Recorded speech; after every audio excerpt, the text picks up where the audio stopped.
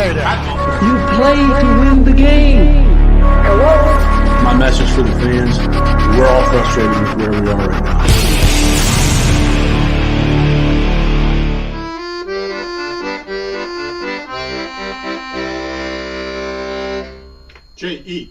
Jets, Jets. Well, you know something? I've gotten more requests to have that accordion guy on. It's getting crazy out there. We gotta find him, and we gotta bring him on to one of these Thursday thick of it's where you are right now.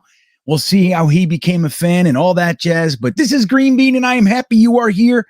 I couldn't be in a better mood if I had millions of dollars and a 5-pound Hershey bar. That's how happy I am. And the reason I'm that happy is because I get to bring on another furry friend. Here he comes. Let's say hello to Frankie from Flatbush. What's up, furry? Happy Thursday, and I hope everybody's ready to gripe intelligently. So all the stupid griping, put it aside. Save it for another time, because this is the Gripe Intelligently show. It is the Gripe Intelligently show. You know, I got into let me ask you, I'll ask you, I got into a Twitter discussion. Last night, I found out in the middle of our Patreon positional breakdown, we're talking about edge rushers. I think we were right in the middle of George Karlaftis, and then we get the news. Bruce Arians is retiring. He says that he wants to control the narrative so Todd Bowles doesn't have to go to a crappy team. And my thought, I put it on Twitter and said, you know, Arians probably knows that Todd Bowles can't go to a crappy team because he's not a very good head coach. So he gave him a well-stocked, with the greatest quarterback of all time roster. Coach is all intact. Everything is there, gift wrapped. And somebody said to me I was crazy. Bowles is a great coach. We got into this whole thing where I said Todd Bowles hired 3 offensive coordinators in 4 years, 2 of whom were retired before he hired them. That's a first. And he's probably, I mean, I would imagine the only coach to have his starting quarterback, get his jaw broken in his locker room. I don't know if that's ever happened before. And those were just 2 tidbits. And we got into this discussion, and he started telling me that should be blamed on Rex. That punch in the face should be blamed on Rex, not Bowles. Can you find a reason for that to be, Frankie? Well, the head coach is always responsible for the culture that they create. Now, you know, Bowles obviously inherited some of the team Players. You know, so who knows? My thing about Todd Bowles would be, well, let's see. This is his second, bite at the apple. Even Bill Belichick failed the first time with the Cleveland Browns. So, we know he's a good defensive coordinator. He's very well respected. He had one shot with the Jets. He didn't do too well, obviously. No. So I would say he deserves a second shot. And if he fails now, then you can say, okay, definitively, he's probably not going to be a good head coach. Maybe stick to the defensive coaching. But with this team and this situation down in Tampa, what he's set up with now, you'd think he has to he has to succeed now. There's no excuses. This isn't the Jets.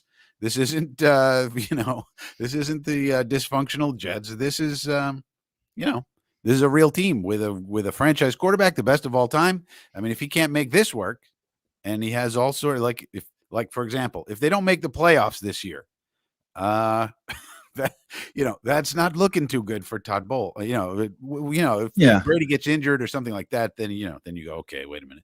But if they just are super disappointing, after, and this is his second bite at the apple, and he's got the franchise, he's got the GOAT quarterback, he's got everything you could ever want, then you'd probably have to say, okay, maybe Bowles has to stick to the defense and not the head coaching so much.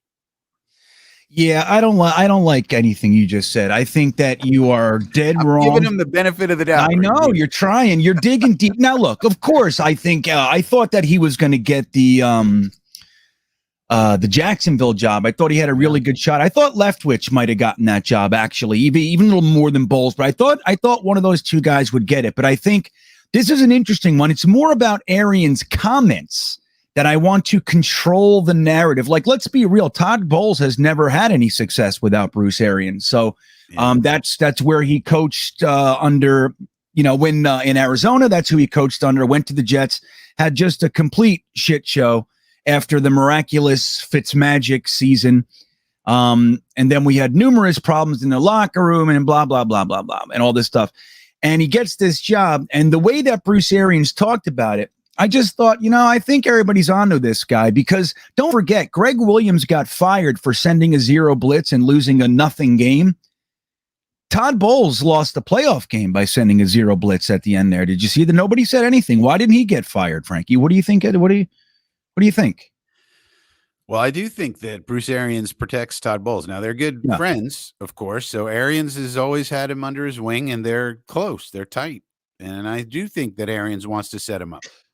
So thank you, Daniel. I appreciate that. This is for you, Frankie. Daniel's a frequent commenter on my channel as well. So nice to see you, Daniel. And I'll get it to him, Daniel. Chat, by the way. But yeah, I think he is trying to protect his buddy Bowles, and he wants to set him up for success. I don't think there's any doubt about that. Now, can he do it? But now, can he do it? If Bowles can't do it now, I mean, then that's it. This is the perfect scenario. Arians is right about that. He set him up. Oh my God, is it perfect? Yeah. You know what it is, Frankie? Here, let me just get to fucking brass tacks here with you, because you like to dance. We're dancing. And I'm going to tell you what I think. Are you ready for this? And I want everybody in the chat and that's listening or watching this to hear my words. This is what I really think. I'm not being melodramatic or facetious in any way. I think the entire NFL and everything about everything that goes on in the NFL is designed to make us look bad as Jets fans. That's what I'm getting at here. I think everything is designed to make it possible so we can be laughed at for yet another scenario. What's going to happen when Todd Bowles goes down there, stands on the sideline, does nothing, lets the team run itself because Tom Brady's there, and all the stuff's just happened, and he's essentially running the defense or whatever, and they go to the Super Bowl? What's going to happen? What do you think? What do you foresee with your aged wisdom as a Jets fan? What do you foresee in your crystal cube, Frankie? Well, I do believe, and correct me if I'm wrong, GreenBean, I do believe we're playing the Buccaneers again this year. Are we not? Great. Are we not? I don't know, but I'll tell you what, even better. That just slides right into my point. Well, let us know in the chat, 'cause I believe they said we're playing the Buccaneers again this year. They haven't released the schedule, but they released the opponents, right? So in the chat, let me know if I'm wrong. Are we playing the Bucs this year? I believe we are again. Yeah, I just can't remember. I'm not zeroed in on that yet. You know what I mean? Because I have they're saying no or not. We're not playing them. Oh, that's going to defeat my whole point. Damn it. I had a whole big thing. I'm pretty sure we were supposed to play. God damn it. All right. So the chat wins. I was going to say, I'll tell you what my point would have been if we would have played I'm still ready for it. We could play them in the Super Bowl. I was going to say Todd Bowles was the head coach of the Jets when we had a wide receiver in camp, and his name was Titus Davis. You might remember the name Titus Davis. It's the older brother of a gentleman we have now, whose name is Corey Davis. And Titus Davis was a guy who was not as good as Corey, the younger brother. And he bounced around the league. He was on practice squads here and there. And it was in our camp that he decided, you know what? I'm done. I'm out of here. And they went and they said to Todd Bowles, hey, this guy, Titus Davis, he's thinking about, calling it quits. And Todd Bowles just kind of shrugged and said, okay, whatever. And didn't really care too much. Didn't talk to the kid. Kid's out of here. Later on, Titus has some problems, and I think it was cancer that killed Titus Davis. So Davis is no longer alive anymore. Well, that's sad. And now Corey Davis comes to the Jets. And so don't you think it would be nice if Corey Davis had himself a 200-yard, 4-touchdown game against the Tampa Bay Bucs as we kill them with Todd Bowles on the sideline? That's what I would like to see. I would also like to see that. And let me tell you something. I would like to see Corey Davis have a 70-yard game without dropping in passes. That's what I'd like to see. It would be, right? But I'm with you. The more the better.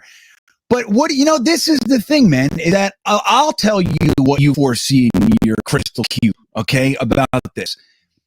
The beat and the national media is going to do exactly what they did with Sam Darnold those first 3 weeks of the season. They're going to talk about the one that, for me, I mean, look, I don't control anything, but you're damn right I can point at it. I can point at what I see, and that's what's coming if this guy who was handed the creme de la creme of situations in there. And Arians even showed his hand and said, yeah, because I didn't want him to go to a crappy team because he sucks. That's why. So we're going to continue this illusion that Todd Bowles is a good coach. And look, a defense, fine, man, whatever. Again, I'm not even convinced of that, really, because, again, we fired a guy for doing exactly what he did, yet he's comfortably in the head coach. He got a promotion for the same exact thing and everything. And then you got the Casey Rogers things. I saw Stud City talking about it. Todd Bowles protects Casey Rogers in the same way that Bruce Arians protects Todd Bowles. And it's just weird dynamic. And again, without Tom Brady, the year before, they didn't even sniff the playoffs. Like this team hasn't done anything without Tom Brady. And now we're going to have this illusion. So the point is, we need to spend all available energy, whatever you have in your tank, Jets fans. You create a dagger, a mind dart, and you fucking send it at Todd Bowles in the pucks. That's what I'm telling you, okay? That's what I'm saying here. GreenBean, all we got to do is win. Winning solves all of this. All we got to do to turn around the media narratives and this and that is win. That's it. That's hard. That's clearly very hard for us. Okay. Apparently, but still, if you don't win, it really doesn't matter anyway. It doesn't matter what the media narrative about Todd Bowles is and what's going on with Casey Rogers and what's happening with BA and what's going on with Bill Belichick and what's happening with Mike McDaniel, the genius down in Miami, and this and that. It doesn't matter. If we keep losing, who cares? We have to win. It's about us, not about them. Yeah.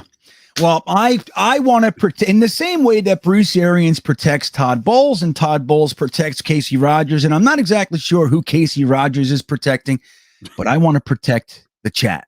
I want to protect our Jets fans. I will gladly stand out front and take the bullets and put myself out there and argue the points, whether you want me to or not out there, Jet Nation. I'll do that for us. So I want to remind everybody, tonight's going to be a fun night. We have Frankie's Facts, and we got the trivia later and all kinds of fun stuff. And at 9 p.m., the legend himself, Tyson Rauch, will be coming on from Let's Talk Jets Radio, the first Jets podcast that I ever found. Well, Jet Nation really was first, but outside of Jet Nation was Let's Talk Jets Radio. I used to listen to it at the gym with him, and at the time it was Long Beach Joe, who's no longer on that show anymore. He has his own thing, but I've been listening to Tyson for a long time. I don't so much anymore. I don't get to listen to and watch as many content guys as I used to, but I'm really excited to have him on, man. He's good. Did you know that he got his start at Jet Nation just like I did, Frankie? Did you know that? Do you know Tyson very well? No, I know who he is, but I don't know him very well. No, I know who he is, though. Gotcha. So I'm really excited about that. So that'll happen about 9 p.m., everybody. I saw some questions in there. They were trying to wonder why Tyson put so much effort into looking like Frankie. It was a weird thing. They were trying to figure that out, Frankie. Yeah, I would pity Miss Tyson if that were the case. No. I'm so sorry, senor. Hey, in the chat, let us know. Give me a thumbs up if you think Frankie is a damn handsome fella. And find some sort of lemon or something like that.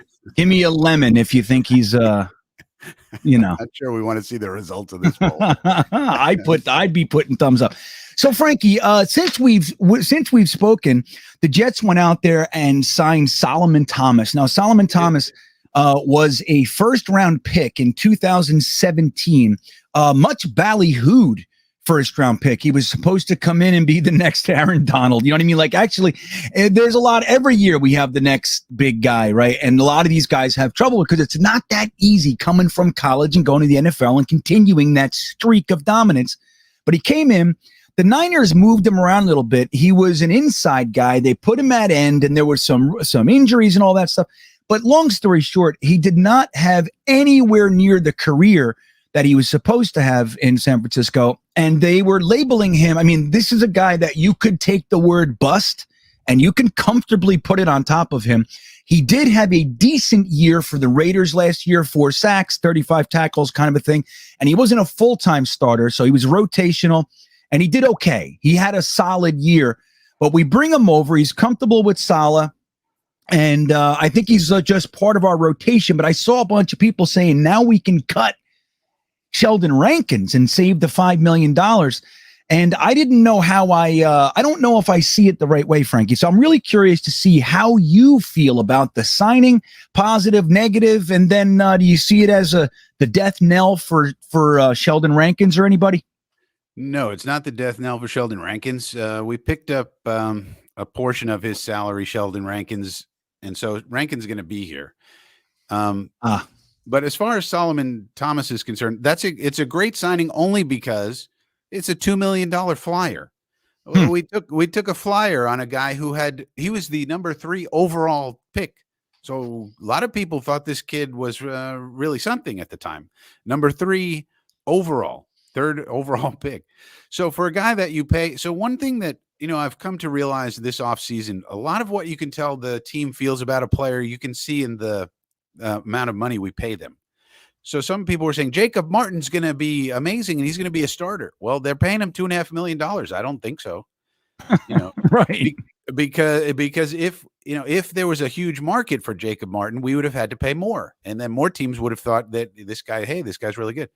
Now, that doesn't mean he's going to be bad, but it means that he's going to be a rotational guy. He's going to be on the back half of our 8 defensive linemen that we roll with. Remember, Saleh always says we roll with 8 defensive linemen. We roll 8 deep, he says.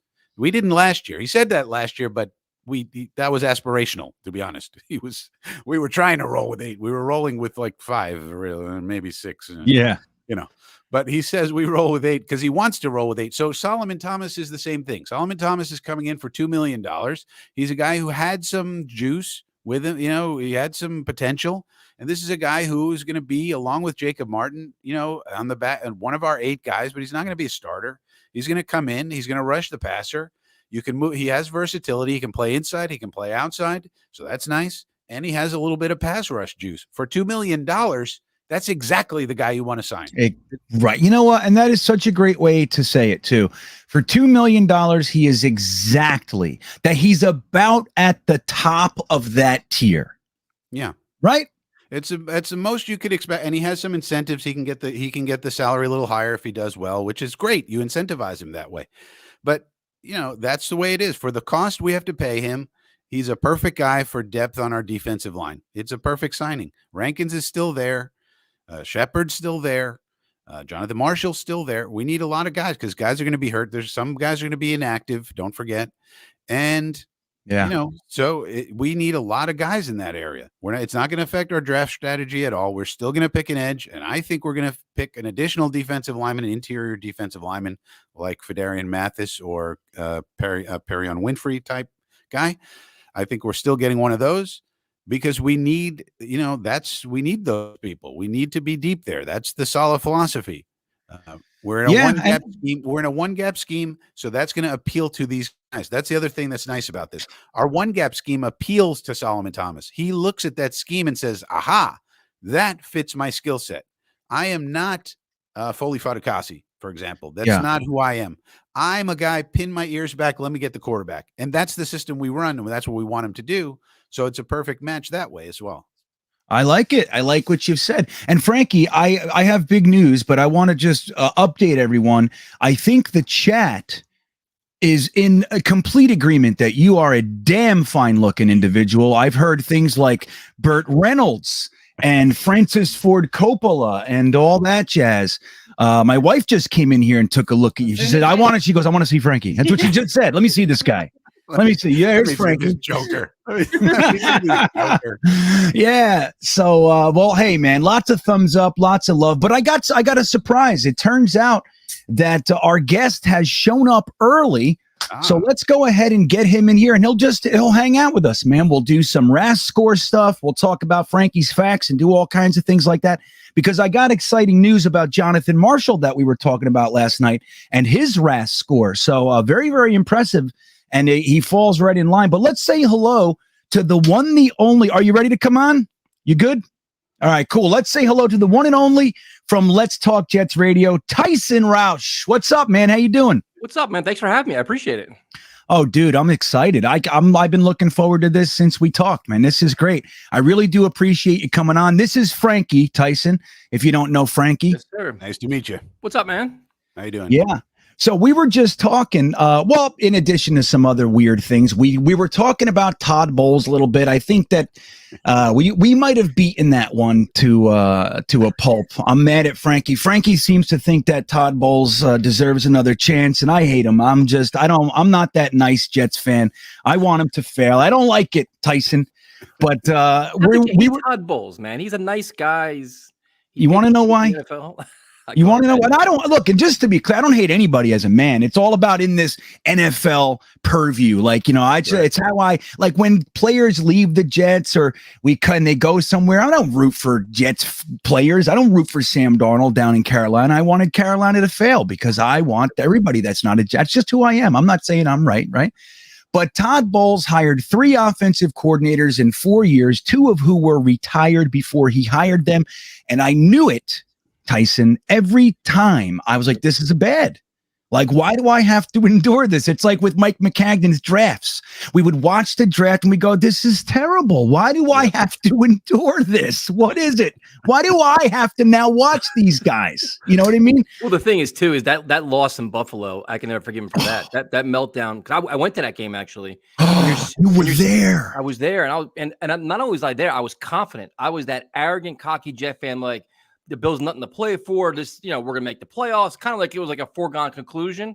Sit there, got nice seats and all this, heckled the Bills fans, and then got humbled for friggin' 3 hours. And then, it gets better. Then the way home, we hit a friggin' blizzard. So not only am I miserable, having no voice and pissed off, I had a 6-hour ride home in a blizzard.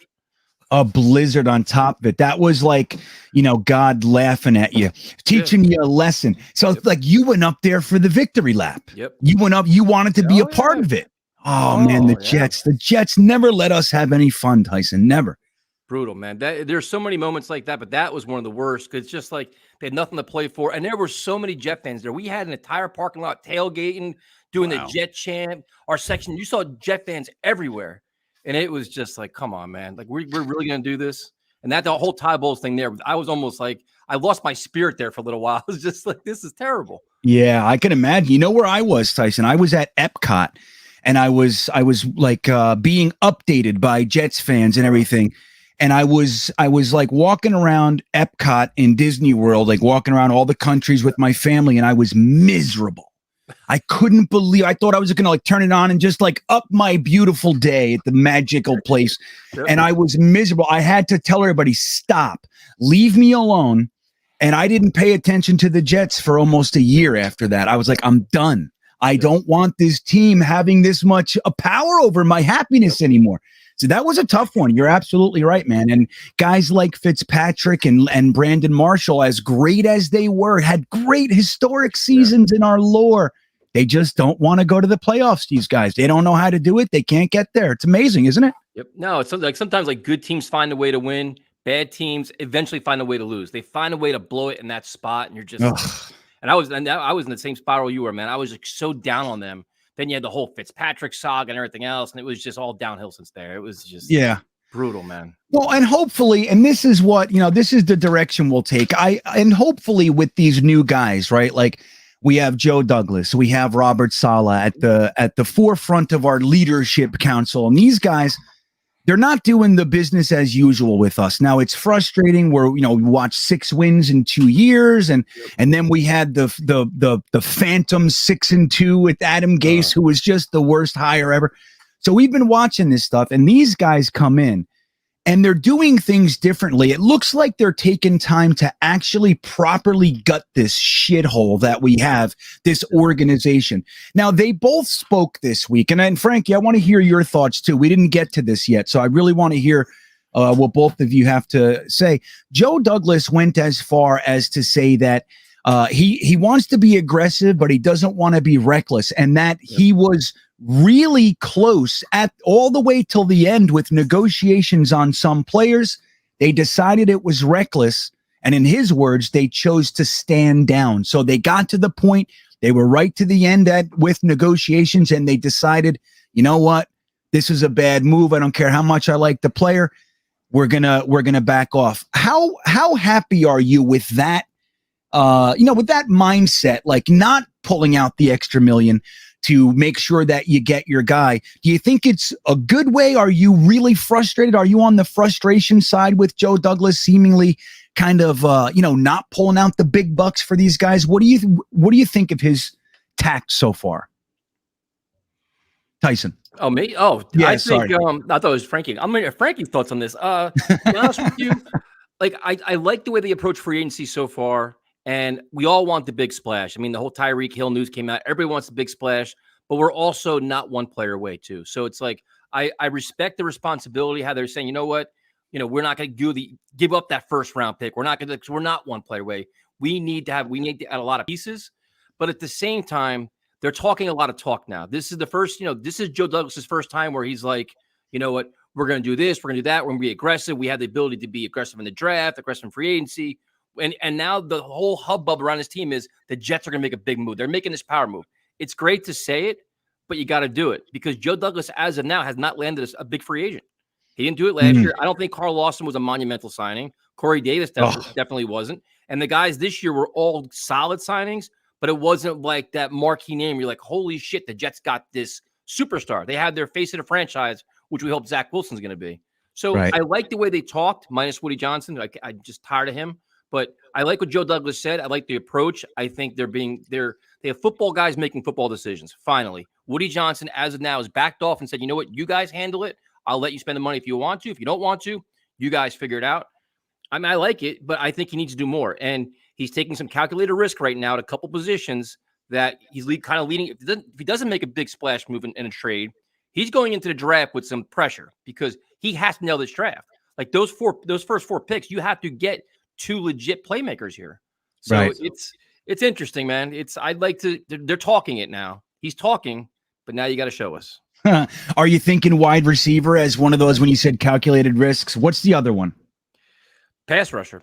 I mean, pass rusher, right. There's some, and they kind of, I don't know, they're being conservative at some points because names were like, we talked about, Amari Cooper and all these guys that were out there, just like, Robert Woods.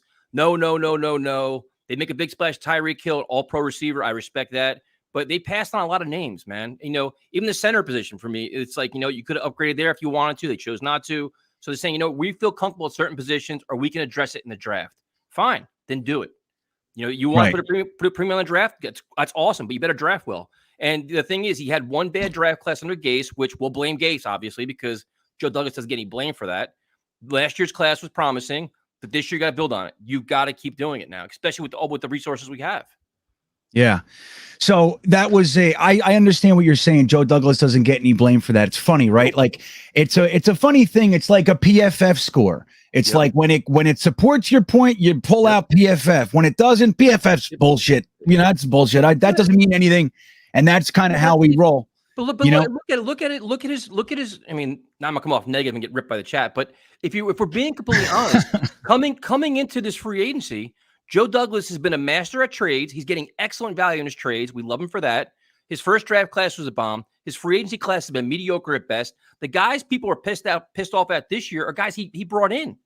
You know what I mean? It's just which guys you talking about? Like McGovern? I mean, Van Roten, McGovern. The free agency classes have been very mediocre, man. Corey Davis has been a disappointment. We all hope for more out of him. Carl Lawson is unfortunate. I love Carl Lawson, but he got banged up. But Jared Davis, nothing happened there. Like all these moves, but he gets a pass on that because everybody's like, "Oh, we had a really good draft class." Okay, that's awesome, but he's got to get more value. He's got to the roster was barren when he took it over, dude. He had shit here. There was nothing here, and piece by piece, he's trying to figure it out. but he keeps reshuffling the pieces he's bringing in. So you need building blocks, long-term building blocks. Now you can't just get every 2 years keep shuffling the deck. Yeah, that's really well said. I mean, that's look, Carl Lawson could have been a great free agent. We all hoped, we all thought. I liked that signing too. It was my favorite free agent signing last year. And even when we were talking about maybe getting Hendrickson, who had a friggin' fantastic year, I wanted Carl Lawson over Hendrickson. That's the guy I wanted, but we didn't even get to see him. So that could have been. But it's a good point. You know, Corey Davis and some of the other guys. The tight end position that's the quarterback's best friend. Look how he addressed it prior to this year. It was with Tyler Croft and Ryan Griffin and, Wesco and Kenny Abo and always. It was never a proven guy that's going to say, you know what, Zach Wilson, here's your guy. Rookie year, grow him right now. That didn't happen. It took him a year to do that. So he's not like, and I like him. I like the approach in free agency this year, but he's far from perfect. Like I know Jet fans love this guy and they want to make statues for him. And Joe Douglas is great and he's a god and everything else, but he's got a lot to prove, man. He started good. He started off well, but this draft is pivotal for him. Yeah. Well, I agree. I like Joe Douglas too, but I want to hear Frankie's Frankie, not like two, like you're saying it, but I am on that side of things, not to build a shrine, but I do like most of what he's doing here. But Frankie, what do you think of those comments and what Tyson was talking about here? Like he's talking a good game, about being, aggressive, which is a good word, reckless. It's a good way to talk about it. But what do you think? What are you seeing? Do you think this is a good like a positive way coming from Joe Douglas as far as, addressing the free agent class this year? Or do you think it's kind of he's holding back a little too much? Well, yeah, I think I'm probably a little bit more optimistic than Tyson seems to be. I think that we're a 4-win team who was previously a 2-win team. And you're talking about free agency where the players have choices. And we play in New Jersey where there's a high tax rate and we play on a rubber and silica field. So we have a lot. We have a lot going against us. We haven't won. We don't have a provable quarterback where we can say, "Look, we got our quarterback. We think we have it, but it's not proven yet." So we have a lot going against us. And in spite of that, we brought in 2 excellent tight ends. I think they are excellent this year. We brought in Laken Tomlinson this year. We were aggressive with Laken. We were aggressive with CJ Uzama. So I think those are good moves. Those are going to improve the line. That should help Zach. And also the running game, which should help Zach and all of that. And then we were able to bring in Jordan Whitehead and DJ Reed, which were 2 great signings as well, in my opinion. So I think he's doing as well as could be expected, considering we're trying to build this thing up and we have a bunch of things going against us. I mean, Tyreek Hill wanted to live in Florida. We don't play in Florida. What are we going to do? We can't. But Frankie, my point was more. I like this offseason. Like I like this free agency class. I love Jordan Whitehead. I like Reed. I'm a huge Conklin fan. I like the approach, but like to me, it's a good start for free agency. But like I'm not going to ignore things that happened last year. Like it's like he's got to show continual process every year, progress every year, showing a blueprint, showing a plan. I think we're seeing much more of a plan this year than we saw last year. So it's just like okay, that's fine. But he's also got to continue to grow with that and say, okay, listen, you want elite playmakers, then you got to go get them though. And if you have to get aggressive in the draft, do that. Like be more aggressive in, either in free agency or in the draft to bring in elite talent, like game-breaking talent now. Yeah. Yeah. One thing I would say about last year too. So Joe Douglas, obviously Jared Davis was a swing and a miss. Everybody will agree with that. Yep. But on the other hand, he mitigated his risk by having a 1-year contract, and now he's going to count to our comp formula. So, I mean, he mitigates his risk, and 2 guys like Lawson and Davis, Corey Davis. Okay, if they continue to disappoint, they're gone after this year. We have outs after this year. So Douglas has written the contracts in a way that I really like in terms of the planning, because he mitigates the risk when there is some. There was risk that Corey Davis wasn't going to produce. So they said, all right, you got 2 years, and if you don't produce, you're out of here. So it was a 2-year risk. Jared Davis was a 1-year risk. Same thing with Tyler Croft. We had a lot of 1-year deals last year, and those guys will go in, for the ones that get signed, will go into our comp pick formula. So I think, considering all of the things that all of the context of our team that we have, I think he's doing pretty well. I'm a pretty big supporter of Joe Douglas. I agree with the contracts. I mean, he's giving us salary cap flexibility. He's not giving us any bad contracts. He's doing a lot of really good things.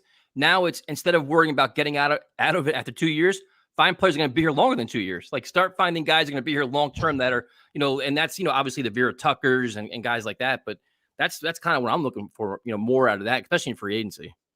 I think. I mean, like the whole key is if Zach Wilson takes the big step, we all think he can this year, then it also becomes a lot easier. Then wide receivers want to come here and be like, I want to play with Zach, because we all know Zach has a lot of arm talent. He has a lot of athleticism. All he needs to do is be more accurate, and all is right with the world. Yep. And then you can get, then you'll start winning more, and you'll have, guys will want to come here, and then things start to change. So, a lot depends and I on think Zach the thing to remember too is that we don't like to talk about this, but we're talking about a first-time GM. Like we like to get first-time guys. How many first-time head coaches that we bring in? How many first-time GMs? I think it's 8 first-time head coaches in our history. Fucking 8. And then we have first-time GMs, most of which, I mean, we came from the last 2 before McCagnon were literally accountants. Like, this is the way that we go. So we have a first-time GM.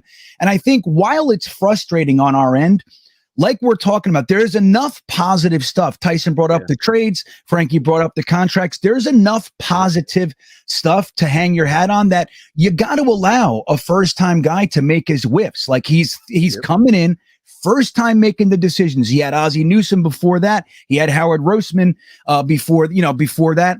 And then so like I think that we don't like to give people that moment to kind of have that adjustment period. Okay, shit, those were bad. I see that now. I got to do that. And I think he's shown enough, far past enough in my brain to warrant going, I feel pretty good at this guy. And then just the fact of building through the draft, and the first draft, like Tyson said, we don't know. I mean, Gase was literally equal to Joe Douglas. It wasn't like, just drafting for Gase's offense or whatever. It was like Gase was actually on this equal footing. So we'll never know. I'd love for that story to come out one day. Yeah. See what really happened, because we know Gase actually walked out of the McCagnon draft like a little crybaby that he was when McCagnon didn't take the trade back and drafted yet another defensive tackle and all that kind of shit.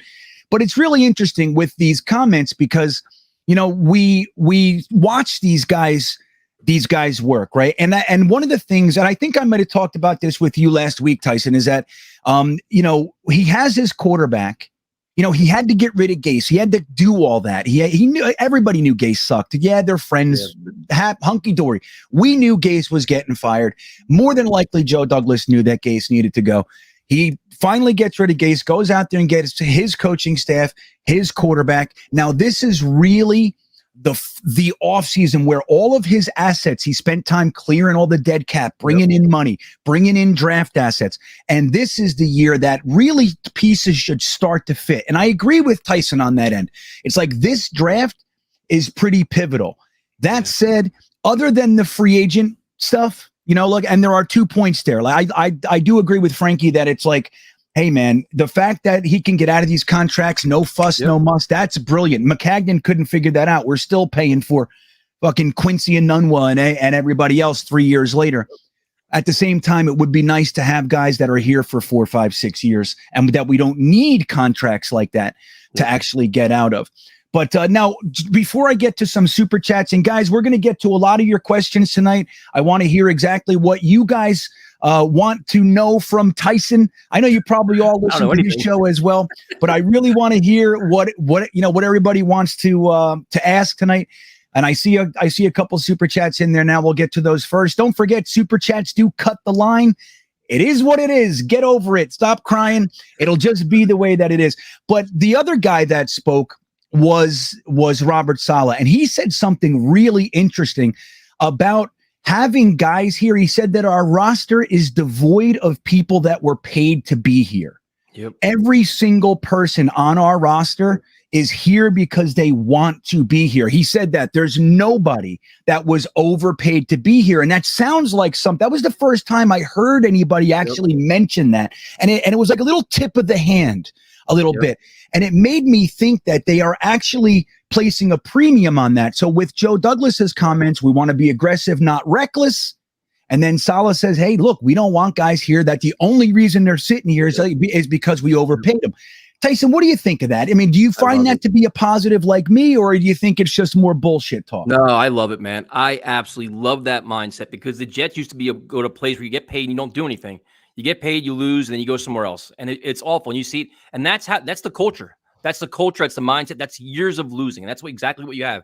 So how you change the culture and change the tone in the locker room is you get guys that love the game of football. This goes back to like the whole Eric Mangini thing when he used to draft like all the captains and football guys and everything else. Like These guys love the game of football, man. And you can see it, the Elijah Moores and Michael Carters.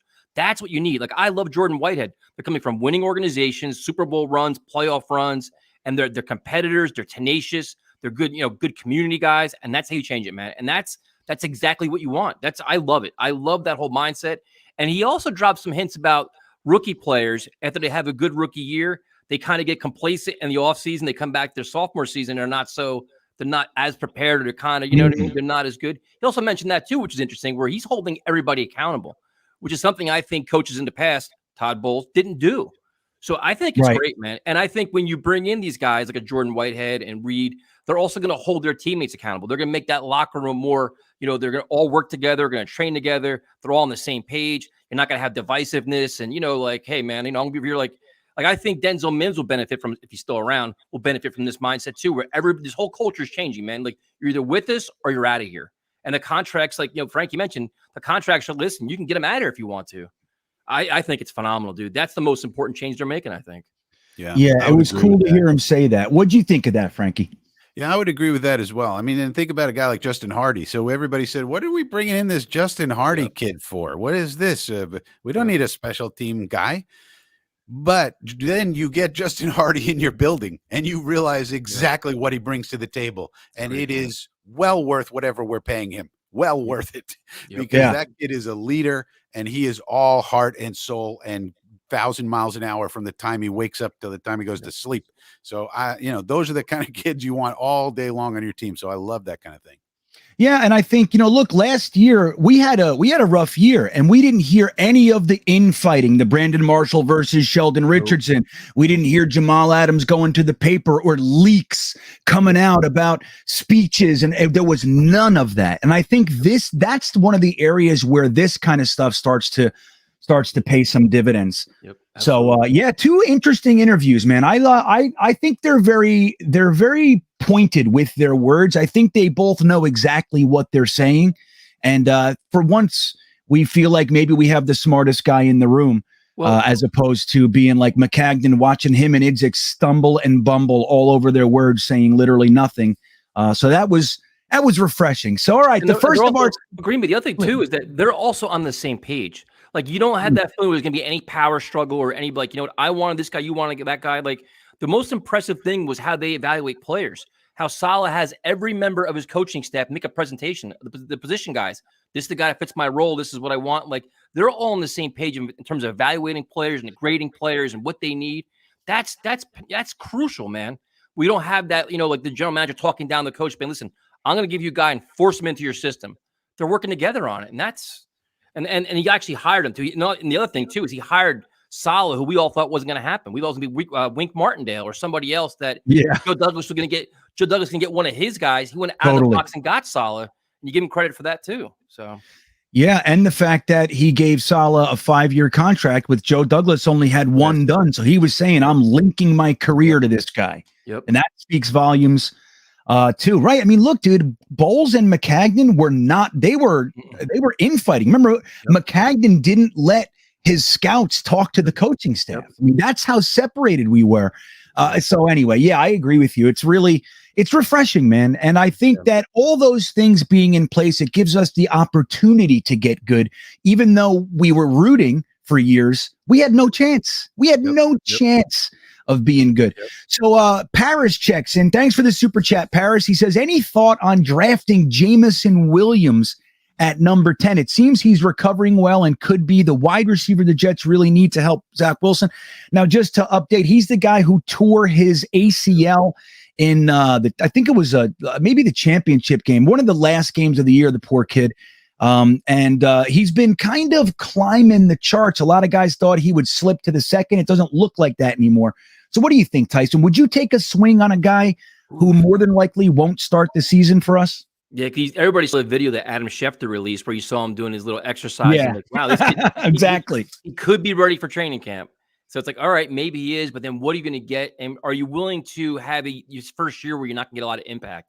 Is he that good, where you can say, you know what, take it slow, work your way into the season. If you play 8 games, 9 games, whatever, that's great. We look forward to your rest of your career. Or do you say you want Garrett Wilson? That's a tough call, man. I like him. The injury scared me. And it's like, Do you want the impact player now? And the other thing is, will he even be there 10? Will a team even beat him there? Will he go higher than 10?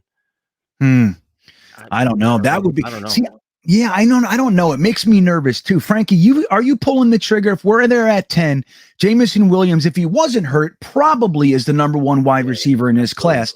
Are you taking him, Frankie? What do you think? Well, here's the interesting thing. Two interesting takes on Jamison Williams. One, Chris Sims has him as wide receiver 1. Yep.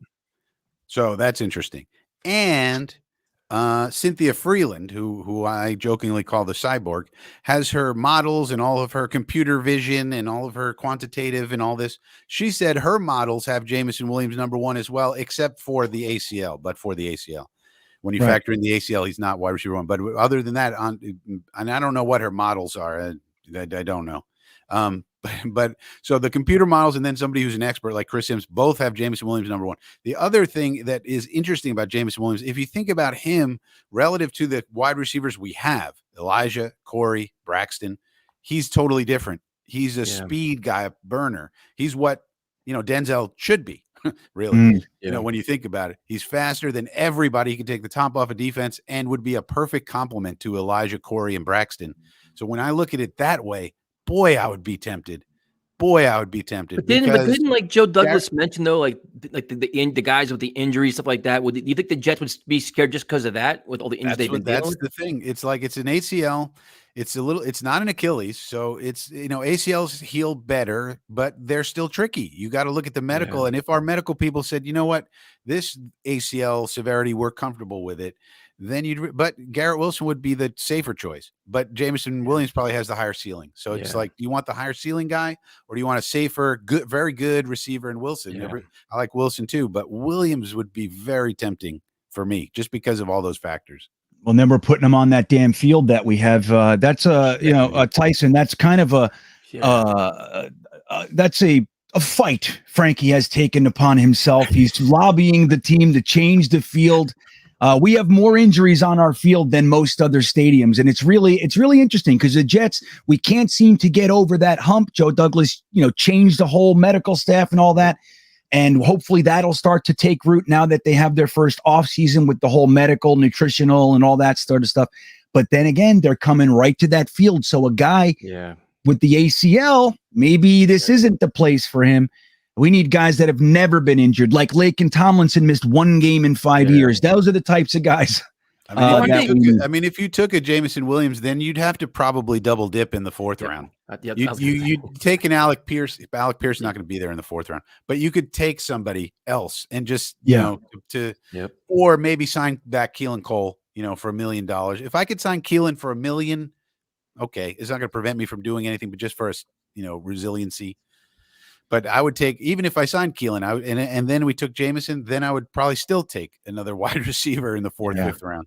Well, I'll remind everybody, Saleh called Denzel Mims Mimsy this week, so make of that what you will, but he did call him Mimsy, so that could mean some love. That could mean some positive vibes because we could use him in that direction.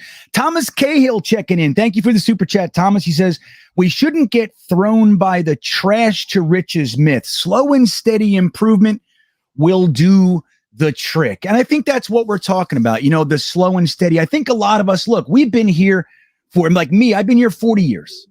I've been rooting for this damn team for 40 years. I have, a handful of memories that I'm like, oh, that was good. It was like a couple games here or there. It is tough for us to not want to see improvement right now. But I think you were talking about it, Tyson, the way Joe Douglas is doing, he's got to hit more. The free agent's got to be more. But overall, are you comfortable with Joe Douglas going into this draft? Do you think he's more than likely to whiff, or you think he's more than likely to hit? No, I have a lot of confidence in him. I'm excited about the draft for the first time in a long time where you think they have legitimate, intelligent football guys with a plan. They know what they want. They know how to get it. They want it. Like they actually want to build around their quarterback. Other GMs have said that they're actually doing that, which is a good thing. So I have a lot of confidence. I think the improvement's got to translate with, the front office doing well, and the coaching staff has to improve as well too. Like, we're rebuilding, but rebuilding doesn't mean win 4 games every year. We can win 6 or 7 this year. Like improving has to result in the field too. Like let's get some more wins too while we're at it. Well, you know what? And while you're there, look, it's hard to say before the draft. We don't know anything. But honestly, where would you see improvement comfortable? Do you think it's 7 wins, or are you thinking less than that? You think 5 or 6 is good? I think you got to be at 7 wins, because we saw some of the worst defense we've ever seen in our lives last year. That defense was horrendous. So you improve the defense there. That's already going to give you a couple wins. Zach Wilson's going to have more time of possession, more opportunities, and he plays well. That's going to translate to wins too. So I think just a logical progression is 6, 7 wins. Then if you get a couple good breaks, maybe you're at 8. But you have to see that though. We can't be getting trounced 54-3 and 35-0. And the game can't be over at halftime. You got to be competitive almost every week. You're going to have your dud. Obviously, there's only 1 or 2 duds, but you got to see much better 4-quarter play throughout the season. And you want to see the offense, and a lot of it's on Zach too, but the defense got to play. That's solid. The defense, they got to be better, man. They have to be better. Yeah, I agree, man. And on opening day, when we all pile into the stadium and we're all in a good mood again this year, they better friggin' be competitive. You don't have to win, just be competitive. Make it a day for us. Yes. Frankie, what do you think? 7 wins good for you? Yeah, I'm like, the way I look at it toward the end of the year, when it's the playoffs are coming around and they have that graphic on the TV screen and says in the hunt. I want the Jets to be on. I want to see the Jets in the hunt. We got to be in the hunt. That's what I want, because last year we weren't in the hunt at all. In the hunt, right? And in November. Look at this team. The Jets are in the hunt. Wouldn't that be amazing? Let's see. Where's the next? So Ricky Coach, I want to thank you for a couple. I think there's no comment, but I want to thank you nonetheless. If you have a question, I'll try to keep my eyes open. Maybe Jeremy in the back will keep my eyes open. If Ricky Coach has a question, Jeremy, you can let me know. But thank you, Ricky. I appreciate it. Let's get to the next one here. Where is it? Oh my God, I'm worse. I'm so far behind here. Okay, Salty Nuts checking in. John Salty Nalty, here he comes. GreenBean, what did you think when Saleh was asked about Becton and he said he might not be ready for OTAs? That has me concerned. We need backup. So let me just say this, and then I want to ask Tyson and Frankie what they think. He didn't say he won't be ready for OTAs. He said he'll be ready for training camp. And then they dug and all this kind of stuff. He said the same thing about Carl Lawson. He said Carl Lawson be ready for training camp, and nobody made a big thing about it. Yep. I think that probably they just don't want to. OTAs are worth nothing. That's for install. You know what I mean? OTAs are not a big deal. Why even take a chance is what I'm thinking. But Tyson, what do you think? Are you concerned about Becton? Do you think that the fact that he might not be there for OTAs is a bigger deal, or how are you hearing this one? I mean, training camp. Be ready for training camp. Be a man on a mission, dominate in training camp, be in the best shape of your life, the best mindset, and just outwork everybody, earn the left tackle spot, and let's roll. That's what I'm worried about. I want to see when it really, really matters. First day of camp, be ready to go. That's where I think he's going to do it. I think he realized he got a real big slap in the face last year when the fans have been kind of wish-washy with him and all the different scrutiny, the media's attacking him. I think you're going to see a much better player, man. I think he's just going to be dominant. Yeah, right. A little bit of humility. You're talking about the Smash Bros and shit. Tyson, the moment I saw, it was like the day that interview came out, I made a whole video. They should not talk like this. It's fucking bad luck. And we never really saw outside of that 3 quarters. We never saw the Smash Bros play together. We can't boast before we do anything. And I think maybe Mekhi Becton might have learned that lesson. What do you think, Frankie? Are you concerned about the OTA thing, or do you think Becton, we need to draft Icky or anything like that? No, I'm not concerned about OTAs. Kevin O'Connell said basically the same thing about Irv Smith. Are people worried about Irv Smith on the Vikings? No, but he basically said the same thing, and he has basically the same injury as Mekhi did. Yeah. So it's just something that coaches say. So I'm not concerned. If it comes to training camp and there's problems and there's issues and the beat is still making this kind of noise, then I'll start worrying about it. But until then, no. And until proven otherwise, I'm going to ride with Duke Manyweather, right? And Duke is in Mekhi's corner. And until proven otherwise, that's who I'm riding with. And so I'm looking forward to seeing Mekhi come back and be dominant. And I'm, now if we start hearing things in training camp about it, and, there's problems and he's sitting on the sideline and something, then okay, now I'm concerned because because he's had enough time to heal and come back. So. But 22 years old, everybody. Mekhi Becton is 22 years old. Let's not forget that. I think he's going to be fine. Like Deli said here, he changed his name. That's good, right? That shows that he gets it. Trolling. Man. He's trolling everybody else. He's trolling. You gotta love it. But you also gotta like that Sal and those guys are holding him accountable too. Like they're being a little more outspoken. Like, you know what? We hope he gets his diet more intact. He changes a couple of things up. Like they're pushing his buttons a little bit too. And I like that. Like Parcells used to do the same thing. Like I like that they're using the media to motivate him a little bit too, which is it's a good thing. Yeah, totally. I mean, like, because even if a guy is the starter or whatever, any difficulty, make sure that the best 53 are on the field, and everybody in the locker room needs to know that. You don't get gifts on this team. And that's where we came from, man. Like, look, if McCagnon gave guys money, they started. It didn't matter how bad they played. The vets were on the field. We would draft, like we had Trumaine Johnson out there, and we drafted 3 cornerbacks. We had, Perry Nickerson and Clark and all these guys. Not that they were any good, but we had these young cornerbacks on the roster. They couldn't get on the field, and Trumaine Johnson sucks.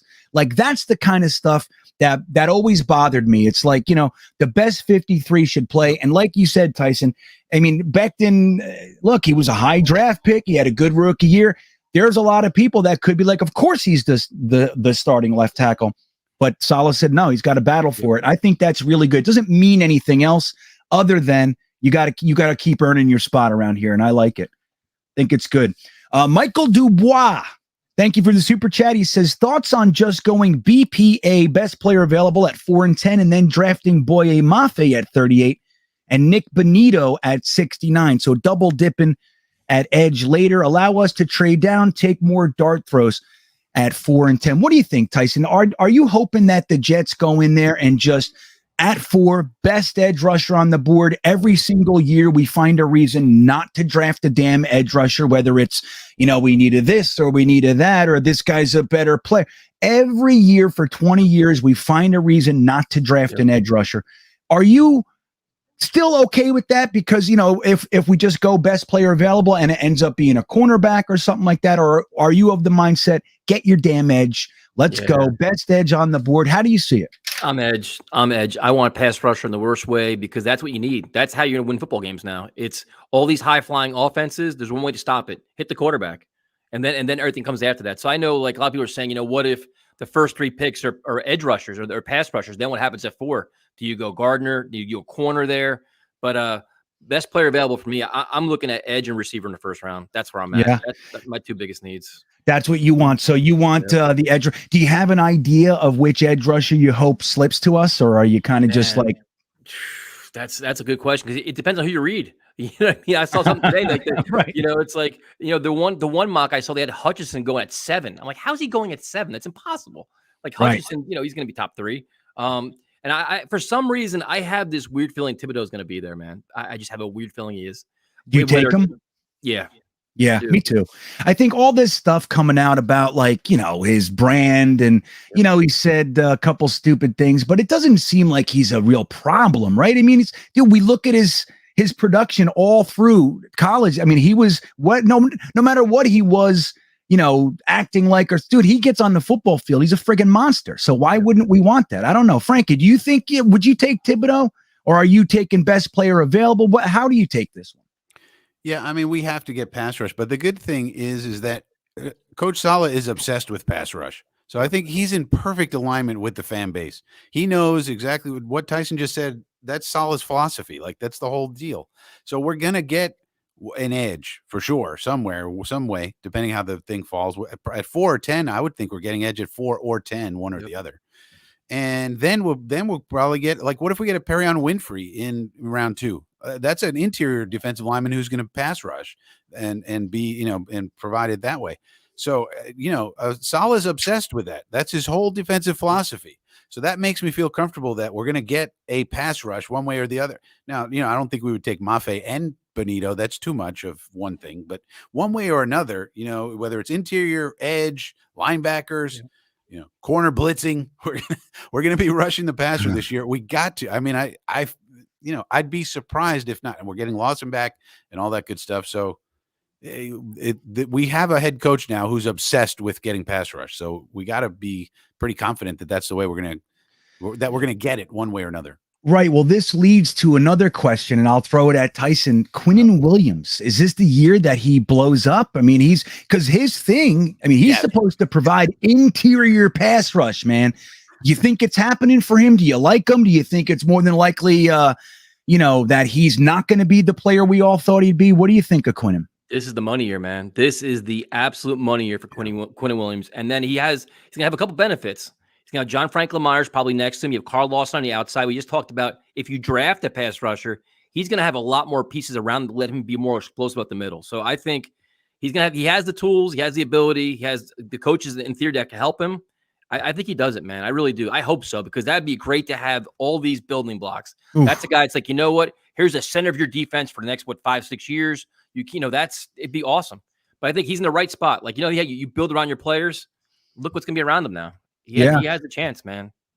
And he's 24. So, I mean, these guys are young, man. Yep. We have such a young team outside of Lake and Tomlinson, of course. But Frankie, what do you think? You see Quinn, like Tyson just said, it's his money year, man. I mean, he wants to talk about $18-20 million contracts and all that shit. He needs to put up this year. What do you think? You think Quinn's going to show up this year? I mean, I would have to think so. I blame last year mostly on, new scheme. And then also he had that foot injury. He missed the whole preseason. So I mean, it's kind of an excuse. I get it, but he did have a disappointing year. He wasn't terrible. He was all right. He was okay, but he's Quinn Williams, and we don't expect him to be okay. We expect him to dominate and win 2-on-1s and 1-on-1s. Like 1-on-1s, he should be winning all the time. 2-on-1s, he should be winning sometimes even too. That's how good he can be, and so we expect him to be dominant, not just good and okay. So it was disappointing. And so, but that being said, he was still okay. He wasn't horrible. So he wasn't Solomon Thomas. So who we have, right, in terms of disappointment level. So I think I have to be confident. But again, if he has another year like that one, then maybe that's what he is, and that would be disappointing for his talent level. Yeah, it'd be nice to see Quinn Williams be part of that core, like Tyson said. Like if we get, let's say, a Thibodeau, and we have, Quinn Williams and Thibodeau, and we grab a young linebacker, and we have these new, even DJ Reed, even though he's a free agent signing, he's 25 years old, man. Jordan Whitehead is young. Having these guys around and having like an identity. Could you imagine having a friggin' identity for once? That would be fantastic, man. It's time, dude. Zone. What about the no-fly zone? We are the Jets, after all. How about the no-fly zone? Yeah, is that what you're going for? We want to talk about, want to name ourselves the no-fly zone. How about maybe we'll start seeing this shit again. Remember running around? We'll see. We need something.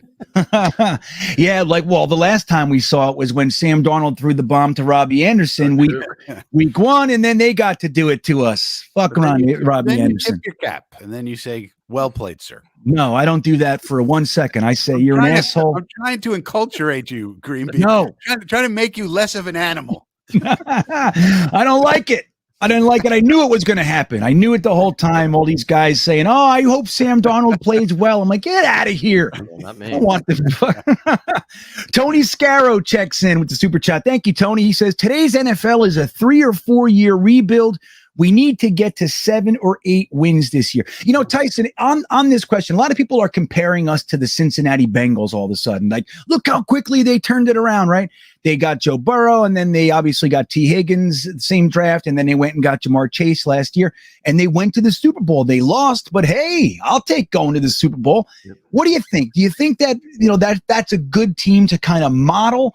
Do you think that we have a realistic chance to turn it around in 3 or 4 years, or do you think it's going to take us a little bit longer than that? That's on Zach Wilson then, because Zach Wilson's got to play like Joe Burrow. I mean, Joe Burrow's playing incredible, just like Justin Herbert did.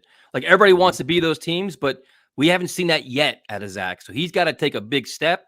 Then you could say, you know what, we can mimic other teams because our quarterback is now, taking another step. The offense is playing better. It's more dynamic.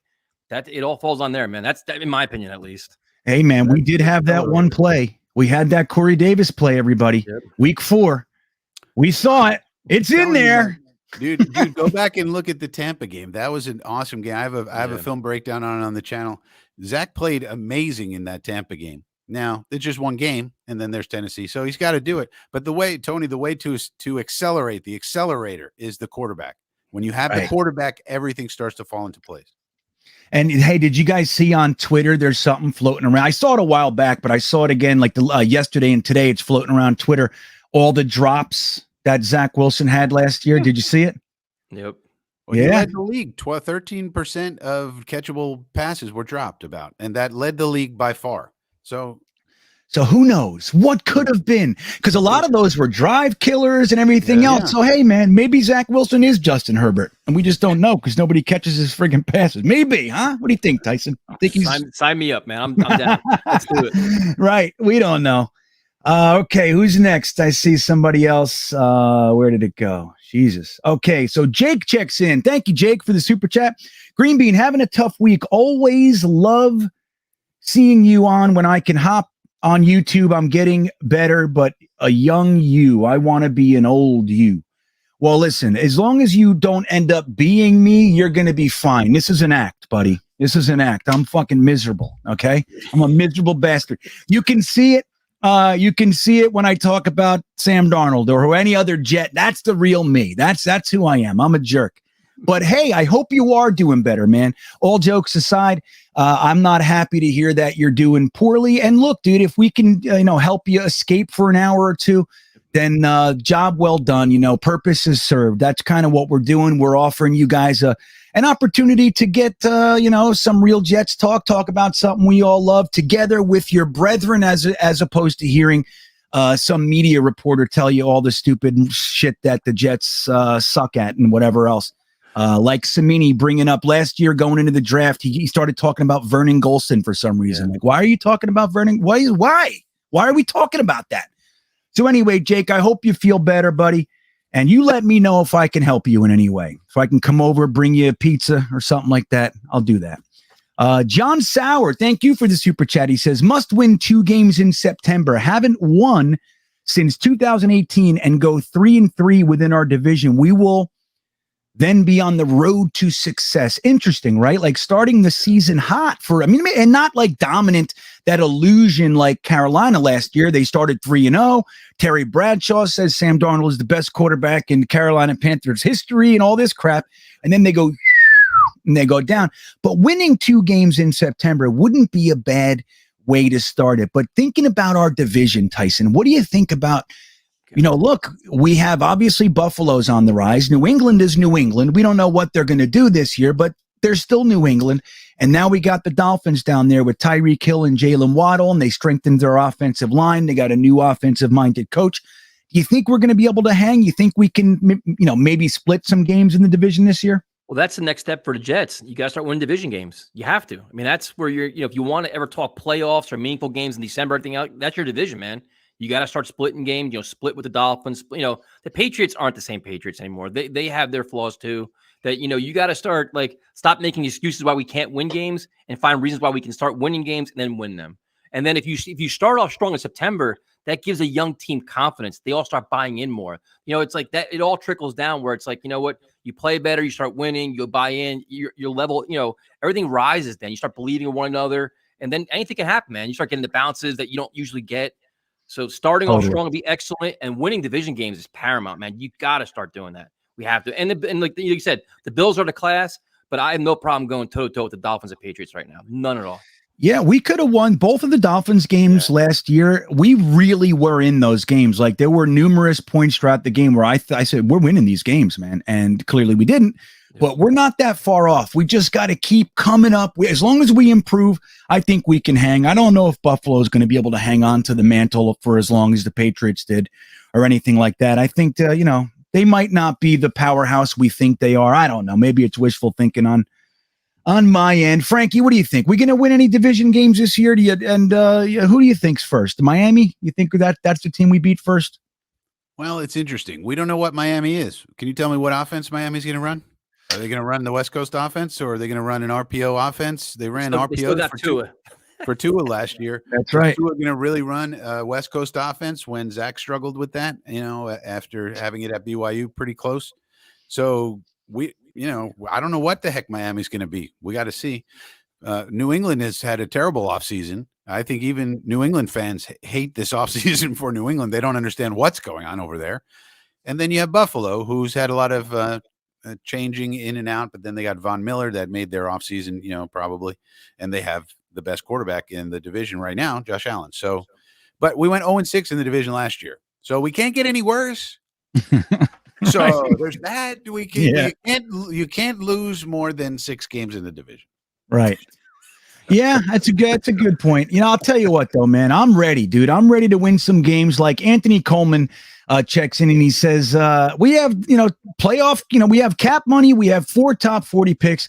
We should be a playoff team. You think that's a little much? Like we were talking 7, 8, 9 wins. Everything depends on Zach. You can't tell me anything. Like we can win division games. We can win games. We could do it, whatever. If Zach is really good, we can do everything. If Zach is bad, if Zach has the same season he had, if he has the same season he had last year, next year, we're going to be bad again because he was bad. When we have all the context and all the reasons, and we know we're optimistic, but he has to improve and he has to show it. And if he does, we can beat anybody and do anything. But if he doesn't, it's going to be hard to do anything. It's frustrating. I think Zach's going to turn it on. He's out there with his receivers and all that. So but we got to see it. Hey, Tyson, what did you think about Berrios, though? Like talking about this and Zach Wilson. Did you think Berrios was a priority to bring back for that chemistry for Zach? Could you have gone either way with him? Do you think it's a big deal? Where do you stand on the Berrios re-signing? I was surprised by I guess he's really, really respected in the locker room. The team loves him. The minute they announced his signing, all of the social media, the players were all over the place, super, super happy. And he obviously has a great relationship with Zach, which is very important as well. So obviously with all those factors considered in, apparently he took less money to come back too. So it seemed like all the right pieces are there. Hardworking, good locker room guy, good character guy, special teams ace, which you always need. So it just makes a lot of sense, man. It's a solid move, and to make Zach happy, man, I'm cool with it. What do you think? I have this sneaking suspicion that Berrios is our wide receiver 3. Like he's kind of looked at as a 4, and like you said, the special teams guy. A lot of people said that Welker back in the day wasn't going to be able to do anything. They said the same thing about Edelman. He's not going to be, he'll never be Welker. Why not Berrios? You think it's real that he could maybe be a 3 and kind of force his way into more of a prominent role? Frankie, what do you think with Berrios here? Well, I do. And here's why. Because Elijah had 73% or so of his snaps out wide. So everybody thought Elijah's going to be a dominant slot receiver. And even I thought that too, because that's what he was in college for the most part. But then he came here. We moved him out wide. He is an out wide receiver. 73% of his snaps were taken out there. And then you have Corey Davis, who's out there. So guess who that leaves? Braxton Berrios can come and play the slot. He can do that. And you need a first down, you throw it to Braxton. He's going to fight for every inch to get that first down. He will fight and fight and fight. And I love that about him. So why not have him in the slot? Why not have him be technically wide receiver 3, where it's Elijah, Corey, and Braxton, even if we didn't add anybody else? And Mimsy can back him up. Now that's Mimsy. That's not good for depth, and we need to draft somebody. But even if we went with that, that's pretty decent, because Elijah is, I think, a stud muffin. Ooh, stud muffin. You don't hear that every day, Tyson. Stud muffin. New one. That got me on that one. Well, that is interesting that Elijah Moore, we all thought he was going to be a slot receiver. He's like made for it, and they kind of force-fed him out to the outside. It looks like they view him as more of an outside threat, or a split end, as I would call it in my era, he's not going to play flanker. He's going to play split end.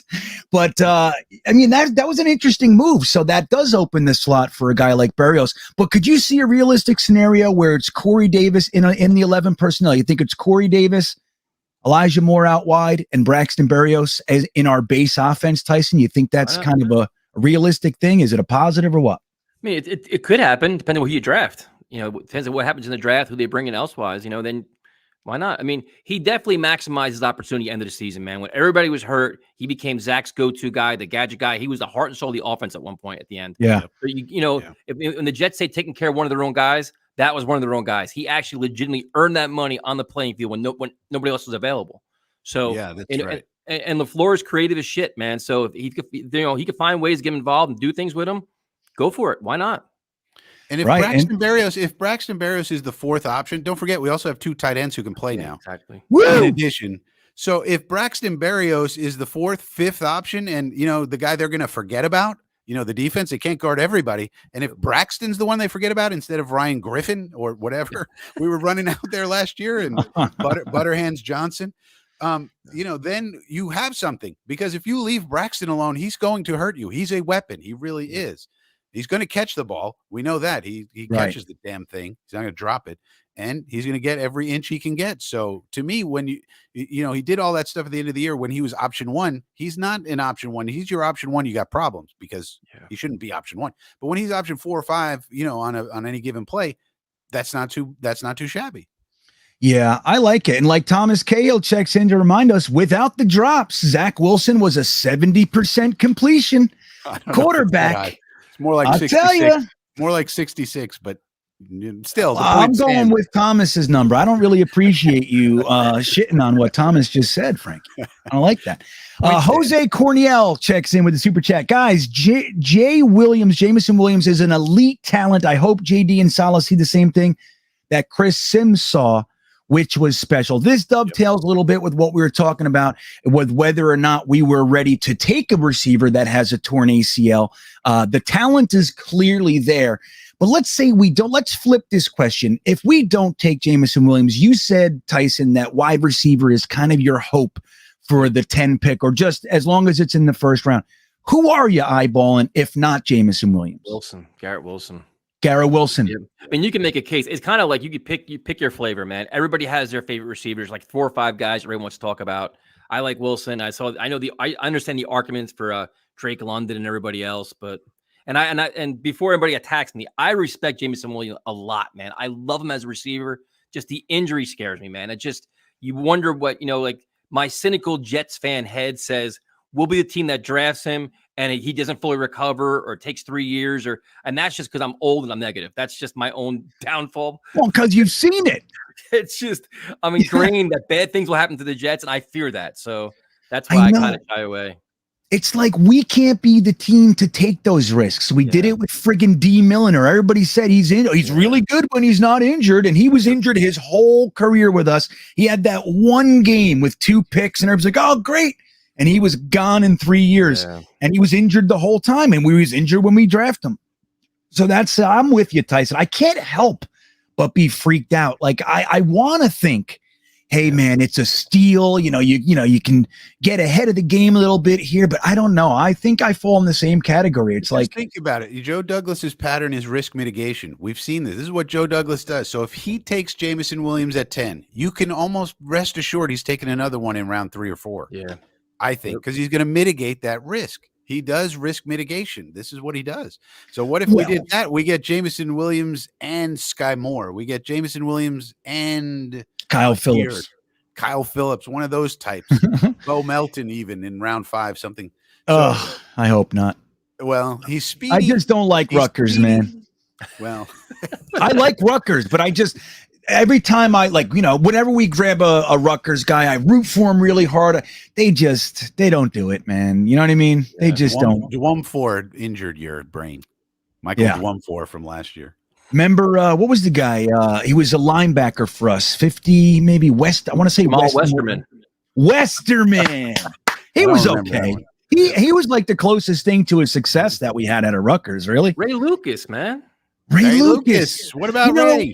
I'll tell you, Tyson, that's a good pull. Remember in 1999, we obviously, Vinny went down week 1. We had the Tom Tupa game, and then we stuck in Rick Meyer for a little bit too long. When Ray Lucas came in, we were playing as good as any team in the NFL, and we just missed the playoffs. If they would have put him in 1 game earlier, we would have gotten to the playoffs, and who knows, that team was stocked.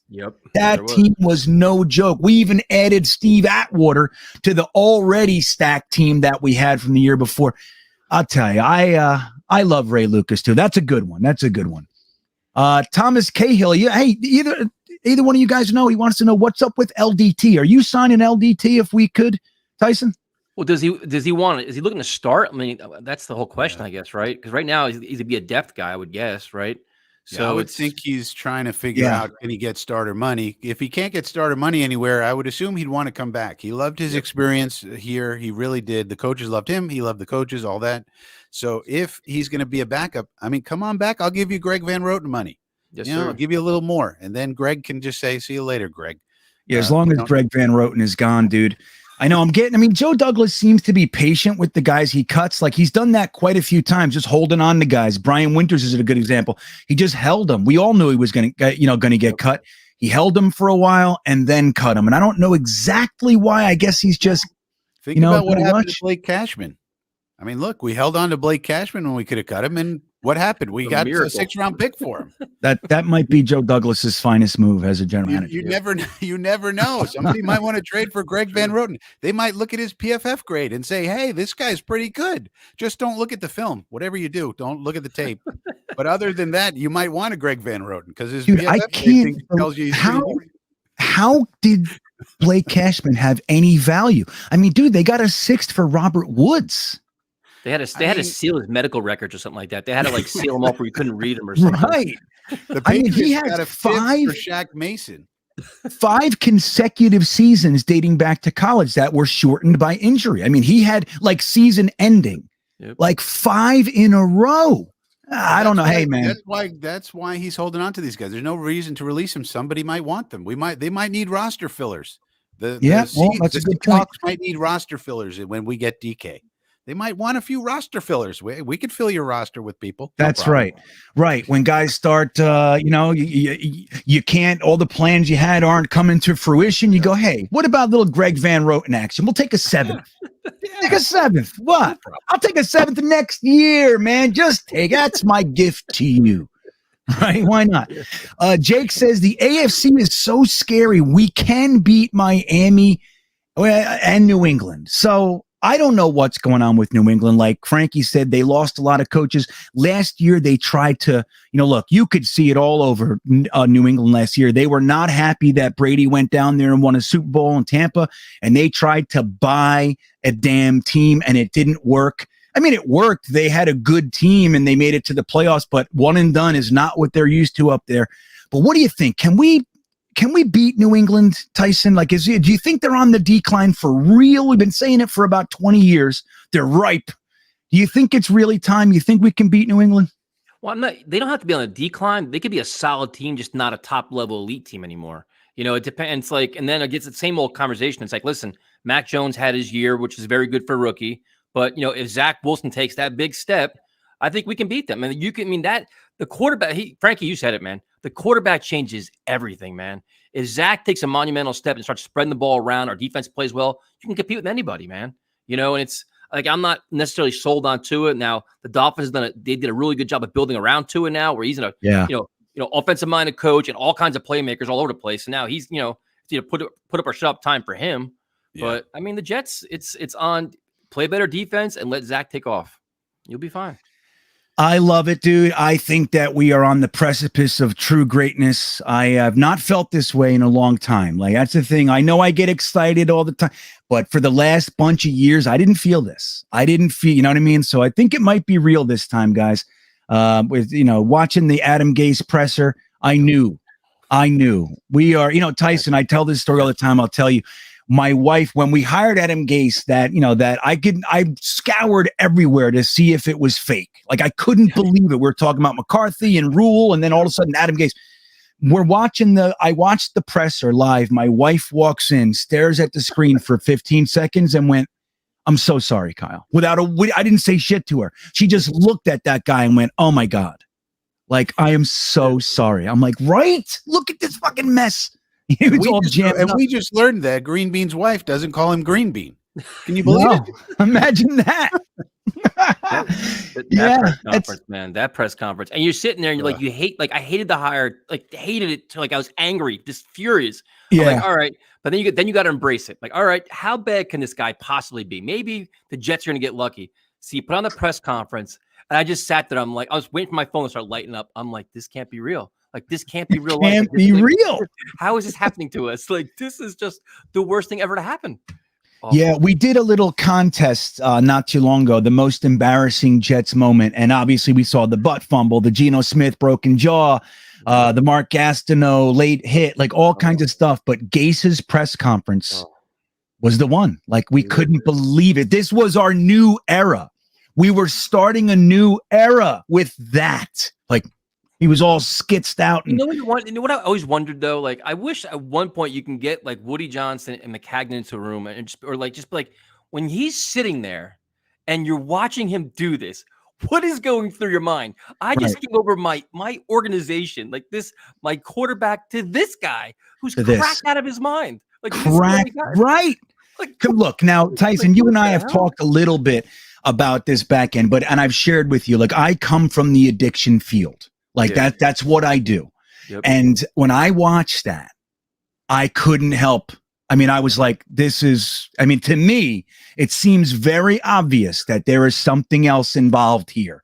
And just like you said, like Chris Johnson, he's trying to prove to his big brother that he can take over the organization and do all this stuff. And this is the guy. And he is clearly out of his mind in front of everybody. What do you think? And you wait 2 years and start saying shit like this is he's coaching where the future of the game is going. And oh my God. Bad. But Peyton Manning gave him a stamp of approval, and even what's his name, Gary Vaynerchuk. What about Gary Vaynerchuk? How come Gary V doesn't get any criticism? A little bit. You know, we all love Gary V. You know, but at the same time, what the hell was that, Gary? Come on. Yeah, he loved it. He loved that hiring. He promised us this is the guy. What? Yeah. Well, hey, Gary. You got to give Gary V a little bit of rope, I think. He doesn't do that often. So I think that's why. Another couple of those, we'll start giving him some shit, Frankie. I promise. Michael Dubois checks back in. Thank you, Michael. He says, thoughts? Number 4, Thibodeau. Number 10, Garrett Wilson. Number 35, Jaquan Brisker, safety. Number 38, another wide receiver, George Pickens. Number 69, running back, Isaiah Spiller. Then we have a tackle, Darian Canard at 111. 118, Troy Anderson, linebacker, and Cam Jurgens, a center, and then Kolar, a tight end. What do you think of that draft, Tyson? It sounds well-rounded. What do you think of that? Sold. Sold? But the only problem is, I mean, this would be great for the Jets, but the problem is Troy Anderson's going to be a second-round pick. Cam Jurgens is probably a third-round pick. He's moving up fast, so you're not getting those guys that late. Kohler, you know, I'm going to be very interested to see where the heck Kohler goes. I think the kid could be a very nice tight end, a combo tight end, but all of the projections and all of the mock drafts have him like way down there, and I don't understand why. Yeah, well, he had a really rough Senior Bowl, man. He had a bad week of practice, and he got rolled 2 times in that game where the defensive end or anybody blitzing, I don't know what position they were. They literally put him on his ass. So that'll do it. That'll change things. I agree with him. A good blocker, though, GreenBean. What he happened? is, dude. And look, he's got the production all through college. He's a very good blocker in line and out in the secondary, and he's got very good hands, and he has the production to back it up. More than 1 year, too. I don't know what the problem is. He just didn't have a good showing at the Senior Bowl. That could be a steal, especially if you get a Kohler on this team and he's your tight end 4. Because I have hope for Yeboah. Hell yeah, I do. I like Kenny Yeboah, man. Yeah, I did a film breakdown that came out today showing in the Bucs game. Kenny Yeboah had a great game against the Buccaneers. I don't know if people in the chat realize he actually had a great game, both blocking and receiving. He made 2 great catches in that game. And so I don't see any reason why he can't be a tight end 3. Why not? Tight end 3 we're asking for. That's all. Well, you know what I want, Tyson? I'll tell you. Let me know what you think about this. You know what I want to see? I want to see us draft another tight end. So we have Conklin, we got Uzoma, we got Kenny Yeboah. I want to see us draft maybe even second round, bring in a premier type tight end and start running 2 and 3 tight end sets. You think I'm just crazy? Just beat the shit out of everybody. What do you think? Not my cup of tea, but if that's what you want to do, you can go for it, man. GreenBean has a new personnel grouping. It's called 05. Yeah. Right. It's fucking 5 tight ends. It's going to talk about coaching where the future of the game is going. This is who can cover special. It's like a jumbo. Try to match up with that. Right.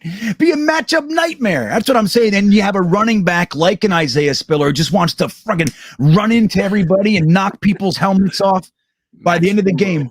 Right? Yeah, by the end of the game, they'll be huffing and puffing and scared to play us. Yeah, I dream. I know. Jets Forever reminds us that Mims is in fact working with Zach. So that's a good, I mean, I heard that. I didn't know if it was confirmed or not, but that's good. I mean, you'd hate to see that Zach is going with Berrios and Corey Davis in Nashville, and then Mims is ominously not working with them. That would be a problem, but I think it's a positive. You know, I don't know. Any hope for Mims, Tyson? Well, I have a question for you guys. Yeah. What do you think the chances are Mims gets traded during the draft? Go ahead, Frankie. Well, his stock is low right now, but it depends what the circumstances are. So somebody could, like, if the contract talks with DK stalled and the DK with Seattle just wanted to wait to, like, sort of what happened with Tyreek. Like, Kansas City wanted to keep Tyreek, but it got to a point where they said, this number, we can't hit this number. They didn't want to hit the number for whatever reason. Well, what if the same thing happens to DK? Then they might value Mims as a low-cost guy that they could plug in, and if it works out, great, and let's bank on his potential. But other than a circumstance like that where he's a throw-in and we got to give them picks and a bunch of stuff, other than that, his stock is very low right now. Yeah. So it's hard to imagine somebody valuing him very highly other than the scenario I just laid out. But could he be part of a package? Sure. Yeah. Well, that's the thing, Tyson. I'll bounce it back to you before I answer. What do you think his realistic value is? I mean, I don't know, man, because he showed so many things you don't want to see last year. Oh, so much. There was questions about his route running, his work ethic, just the untimely penalties, which weren't penalty. They were just concentration penalties and whatever else. And then, like, even the leaks from the media, all these different things, like, everything just soured on him. The drop passes, I mean, you name it, he did it wrong last year. So it can't be very high, but it's like you gotta, you just gotta hope on potential and say, you know what, maybe he learned his lesson. Maybe it's a smack in the face where I gotta clean up my act a little bit, work harder, be better, and I don't know. Yeah. Now let me say this: I'm a Mims fan. Like, I liked him coming out of the draft. I couldn't believe that he was still there. Yep. The way I saw it was, holy shit! Finally, this is our second round Michael Thomas. This is our Terry McLaurin. This is our DK Metcalf. Because you guys know, every year, great wide receivers pop through the first round. They're just sitting there. T. Higgins, Elijah Moore, even. But when we got Denzel Mims, I couldn't believe it. I'm like, holy shit, it's finally happening. And he had a good rookie year. Like, once he got in, I think it was week 8, maybe, he got in and he looked great. He made some really impressive catches and he got some nice yak and all that.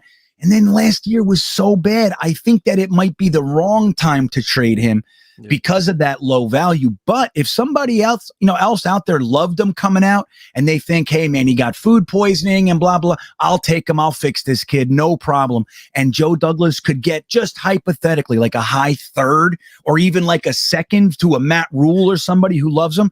I think you just take it and move on. Rather than work on him and, figure out whether or not he's going to get his head out of his ass, just take the second, take the third. I know that's high. I understand. Yeah. But I think if that could happen, fucking take it, call it a night and boogie. Like, what did you guys think the problem was last year? Because once he was actually healthy, he still wasn't playing, though. Like, Jeff Smith passed him by. I mean, Vincent Smith passed him by. Like, he wasn't getting, was it just truly in the doghouse where he wasn't fighting his way back up?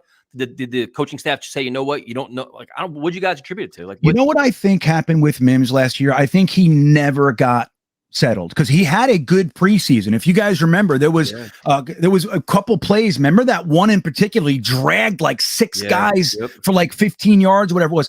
Like, he had a good preseason, and he also asked to be a gunner on special teams, and he made a tackle. Like, he was really looking good.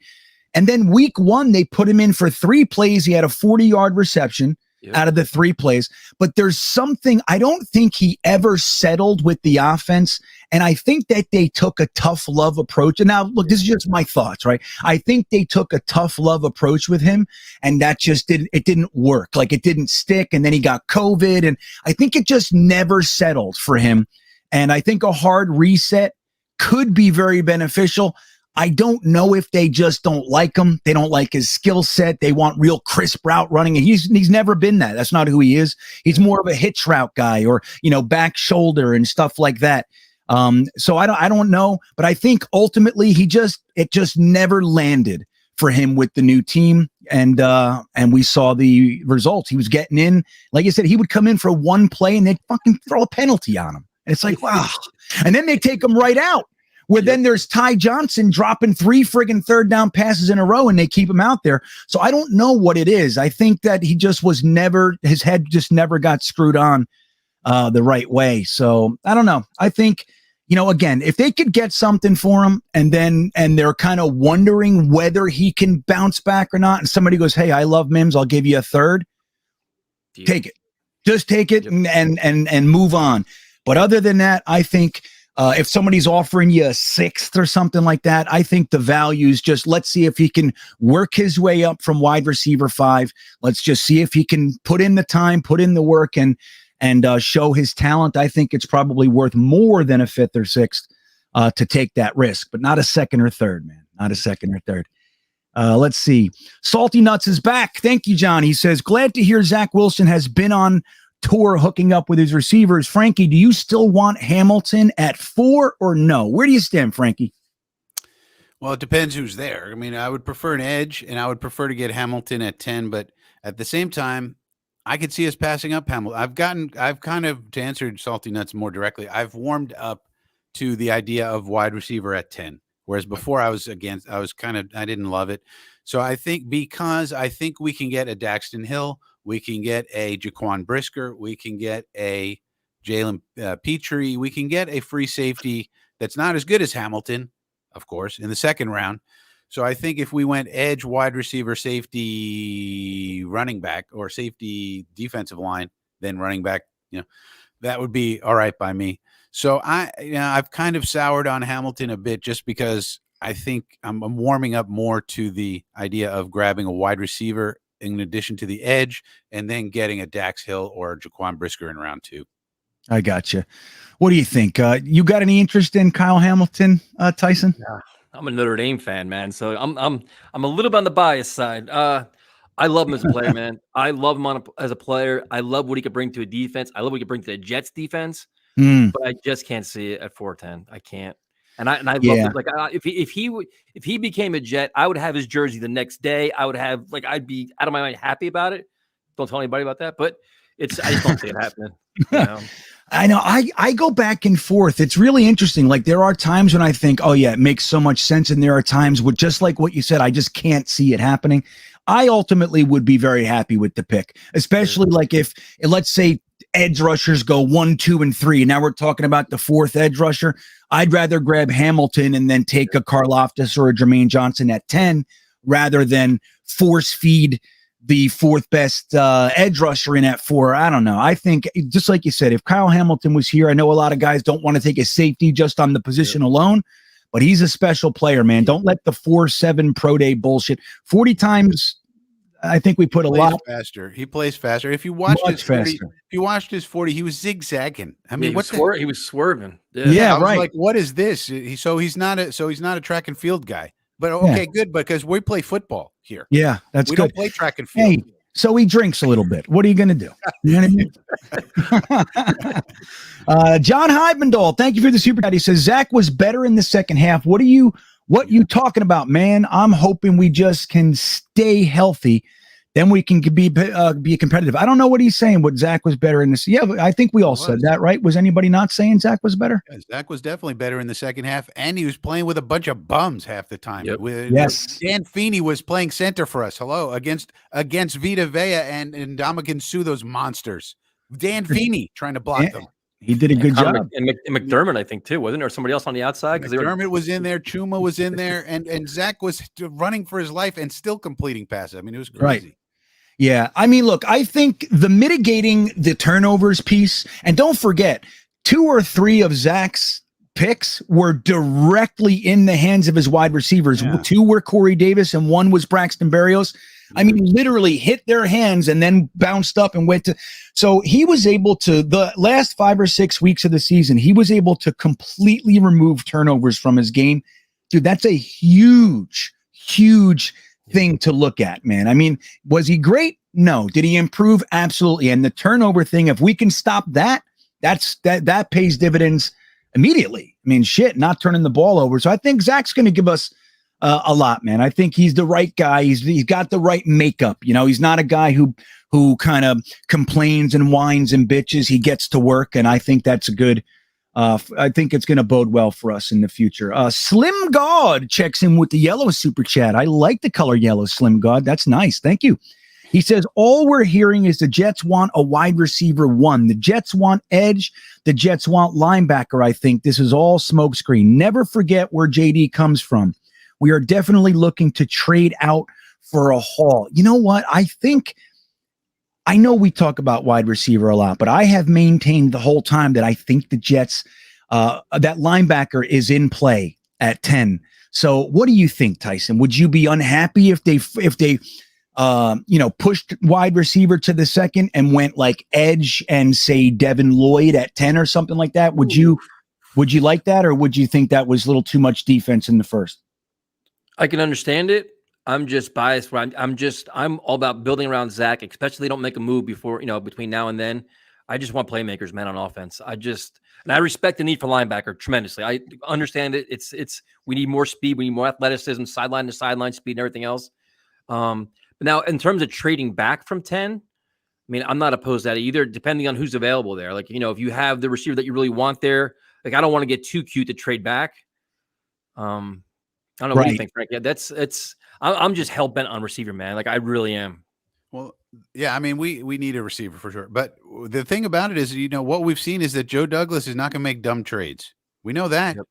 And sometimes he makes great trades, and usually he makes even value trades. Yep. So if it depends what the haul is, if we get a big haul that's really a haul that makes sense, Joe will do it. We know we have, at the very least, a competent general manager. He's at least competent, isn't he? I think we can all agree about that. And so he's not. It depends how you define haul. But I do think that he wants a wide receiver. He wants an edge. Linebacker, I will say this. I think they're higher on Quincy Williams than we might be led to believe. I don't think so. I think so. And I looked at his missed tackle rate from last year. Did you know it was only 12%, which isn't fantastic, but it's not terrible either. I thought it was going to be much, much higher. I think they think Quincy Williams, in addition to Sherwood and Nasruddin, I think they think they're set at linebacker. I could be wrong, but this is my thinking right now. Yeah, I hope you are dead wrong, Frankie Franks. Now, look, I like Quincy Wilson as a rotational guy, specific scenarios and stuff. If you have him for, like, let's say 15 plays a game, and he's hitting people like a missile on running plays and things, that's great. If he can improve his mental, I mean, if he can improve his run fits, he's fast and he hits like a Mack truck. All he has to do is get his run fits right, and he'd be all right, I think.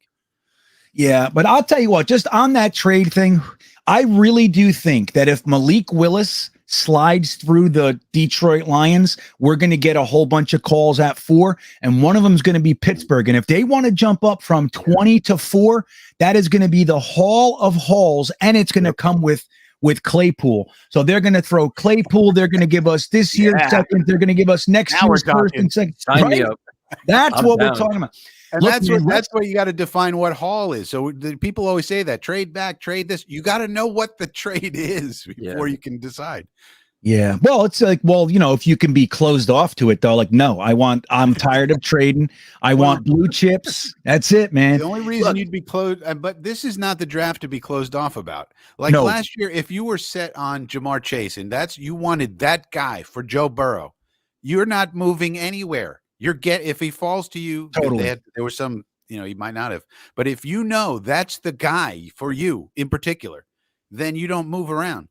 But this year's draft isn't like that. There's really no guys like that. Maybe you could say Hutchinson's like that, but really otherwise, no, everything's movable. I mean, even Detroit came out in the press and said, we're open for business to trade the second pick. The general manager came out and said that. Yeah. So I know. It's a little different than our tact. You know what I mean? We don't say shit. That's another thing I like about Joe Douglas, man.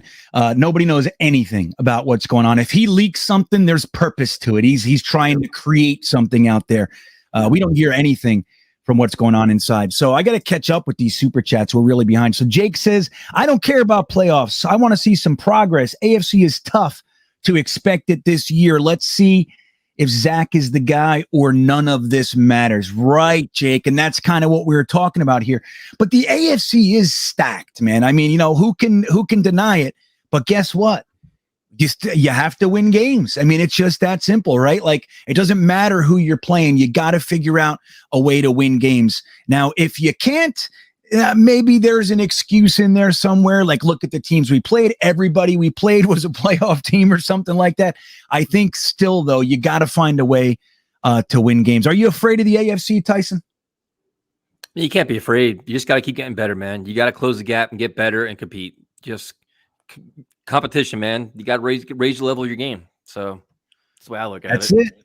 Right. It's like being afraid of the division. It's like, nah, you just got to get good enough to beat them, man. And that's what I want anyway. That's what I want anyway. Like, I want to see all this rumored shit about Tom Brady going to the Dolphins. I'd love him to go to the Dolphins. You want to know why? One more chance to go through him. You know what I mean? I know it's unlikely, but I'll take one more swing. You know, I'm getting knocked around the ring. I got one more right hook waiting. Right. Who knows? Yep. You know what I mean? Right. I want to throw it. There's 3 seconds left. I want to get close enough to throw the damn punch. That's it. You know, Tyson. So, Steve, yeah. But I'm with you. Playoffs, look, as much as we'd love playoffs, I think realistically, we just want to see improvement. Having another 4-win season would be terribly disappointing. Steven says, love the collab. Maybe it's okay. A Jets rookie quarterback struggled first. Many of our quarterbacks were good at first, and then nothing. I have hope. What's worse in person, Gase or Rich Kotite? What do you think, Tyson? Rich or Adam? Who's worse? Well, I think Gase was worse because he ruined Sam Darnold. And I had season tickets throughout the Rich Kotite fiasco, so that was a more miserable experience. Awful football. But I mean, Gase was he destroyed young talent where Kotite wasn't winning with veteran talent. So because the minute Parcells came in, they started winning. You know, immediately. The trickle down of Gase was so much more impactful than I think what Kotite did. And here's the thing. Not once did I see Rich Kotite sitting on the bench alone, writing in a notebook in the middle of a fucking game. Not once. He was at least coaching. You know what I mean? He was trying. Exactly. And he didn't have a substance abuse problem. So yeah, and he wasn't caught inhaling smelling salts. Woo! He wasn't doing any of that shit on the sidelines, man. You know, I tell you, one time I was in like 10th grade or something like that, and I snuck into the nurse's office and I took a bunch of smelling salts and I went to the cafeteria and I popped one. I still feel terribly guilty about this. I said, hey, to this kid David, big tall senior. I said, hey man, smell this, and he went like a big sniff, and he went and crawled like he fell to the floor. It still hurts my heart what I did to that damn kid. Adventures of GreenBean. That's right. Dude, smelling salts will knock. I mean, dude, it brings people back from unconsciousness. Yeah. And Gates is on the sideline getting amped up for a preseason game, no less. That's what he's doing. I think it's Frankie, Adam Gase or Rich Kotite. Who's worse? Gase. Yeah, I think so. I think we're comfortable with that one. Edward Ziff checking in. He says, like last year, JD will get bodies and waiver gems. That's been an area he's done pretty okay with. Are you happy with any of the waiver gems, or any that pop out to you, Tyson, that you think maybe are good players to keep around? That's a good question. I mean, like listen, I guess the Bryce Huffs, and we're looking at guys like that bringing back. I mean, who are we talking about? I mean, he's very creative, man. He always finds guys. He always finds bodies. That's always a credit to him. So. You gotta hope that we don't need as many. That would be. You gotta hope we don't need as many of those waiver gems. Yeah, that's an excellent point. Right, that's where we shouldn't be finding starters off the scrap heap. You know what I mean? That's a problem. But I think Quincy Williams is probably one of the better ones that he found off the scrap heap. Dom C checking in. Dom C, who writes for GreenBean Jetsfan.com and helps us with our Patreon positional breakdowns. Dom C checking in. He wants to let us know that the trade was all about Cashman's smile. That's why he got a 6th round pick for him. Thank you, Dom. See, we were way off. Whatever it takes. All right, Dom C, everybody. If you haven't checked it out, I want to remind everybody, all these college prospect gems that people are talking about now, Dom put them all down in writing on my website months ago. He was already talking about all these guys that they're now just discovering out there. So you want to get ahead of this one, go read Dom C. greenbeanjetsfan.com. Jake checking back in. He says, Chris Rock ain't my friend. I know the dude. I'm going to say dude. I know how foos he is with kids around here. Him getting smacked was less uncomfortable than Gase. Well, hey, look, we won't talk too much about the smack. What I will say is that I think that was if that wasn't Chris Rock, the smack might not have happened. If it was like, let's say, Joe Rogan, you know what I mean? That's all I'll say about that. But thank you, Jake. You're a good boy. You're a good man. Let's see what we got here. I got to catch up here, man. Thomas Cahill checking in. He says, Frankie, what do you think of Nick Cross at safety? Any familiarity with Nick Cross? Yeah, Nick Cross has incredible athleticism. So he's an interesting guy who's less talked about. For example, he's a 9.92 on the relative athletic score. So Nick Cross is an interesting guy, free safety out of Maryland. So he would be someone if we missed out on everybody, or made different choices, you might get him third, fourth round, Nick Cross, maybe. So if, he would be a fallback option if we can't get some of the top talent in that position. All right. Well, Bill Liebold checking in. And he says, GreenBean, I'd like Clowney as a free agent. Sauce and Hamilton, if available at 10. Trade into the mid to late first for Drake London. Then linebacker, he's got it all figured out. I like this, Bill. But let's talk about that first piece. Tyson, Jadeveon Clowney. Any interest of bringing a guy like that in? No. None. Just like that. What do you think, Frank? I'll pass on Clowney. Well, you combine the Jets and a guy named Clowney. I'm not sure that's a good combination. Considering we're the butt fumble franchise. No, I don't think so. Right. We are the franchise with the cracked out press conference and the butt fumble and the broken jaw in the locker room and all that kind of stuff. I don't know. I think Clowney is a solid player, but he's still out there wanting $20 million. I mean, that's if he said, look, I'll come and play for a year for $7 million or something like that. Okay. I think he's at least solid. I mean, what you're going to get from him. He's a good run defender and all that, but I think I'm in the same pocket. I'm looking in a different direction. I don't even call Clowney. But the rest of your draft looks good. I'd be happy if we got Sauce and Hamilton, even though that's not the way I want to go. Like, I really don't think we need a cornerback. I'd rather fill other positions and run it back with our young group and see where they really are with their development. If anybody's not good, we can get one next year. But the rest of it, if we did end up going Sauce and Hamilton, I wouldn't be unhappy. I think both of those players they're great players. So I'd be happy bringing in great players. And Drake London, I'd be happy with that one too. So we'll see. We'll see. I don't know what the hell Joe Douglas is going to do, man. That's the good thing. Like, we really don't know. And that's we can justify wide receiver. We all think pretty much edge at 4. We're all comfortable with that, but we don't know. He can go linebacker, he can go wide receiver, he can go cornerback, he could go tight end at 10, maybe. Who knows? But yeah, it's good that we don't know what the hell he's doing. Local Shearer Douglas says the one little leg I let the Seahawks keep will be broken once I trade Denzel Mims and a 5th and a future 7th for DK Metcalf. Also, where's Legend, Tyson? Come on. What's that, Tyson? Where's Legend? We have a mascot on our show. We call him Legend. It's a gremlin that we have as our color analyst at times. So that's he? Is he here? It's on the floor over there somewhere. Yeah. All right. Okay. Well, good. It's nice to know. Local Shearer wants to know at least he's alive, right? He's safe. He's very safe. Yes. Yeah. There you go. He's safe. So, what do you think about that, DK Metcalf, Tyson? The capital here aside, I don't think Denzel Mims, a 5th and a 7th, are going to do it. But any interest in maybe the 10 or the same package that we were going to give for Tyreek Hill, 35, 38, 69? Would you be okay with trading for DK Metcalf? I would do the package they were going to do for Tyreek Hill. I would do that package. Yeah. I'm trying to keep the 1st round picks if possible, because I don't know. I mean, I like AJ Brown too as another option, but DK Metcalf is interesting because it's just like, he wants that mega contract. You get to pay him top dollar. And how will he be in this market on this team? Will anything change? It's like, what player are you getting once he comes here?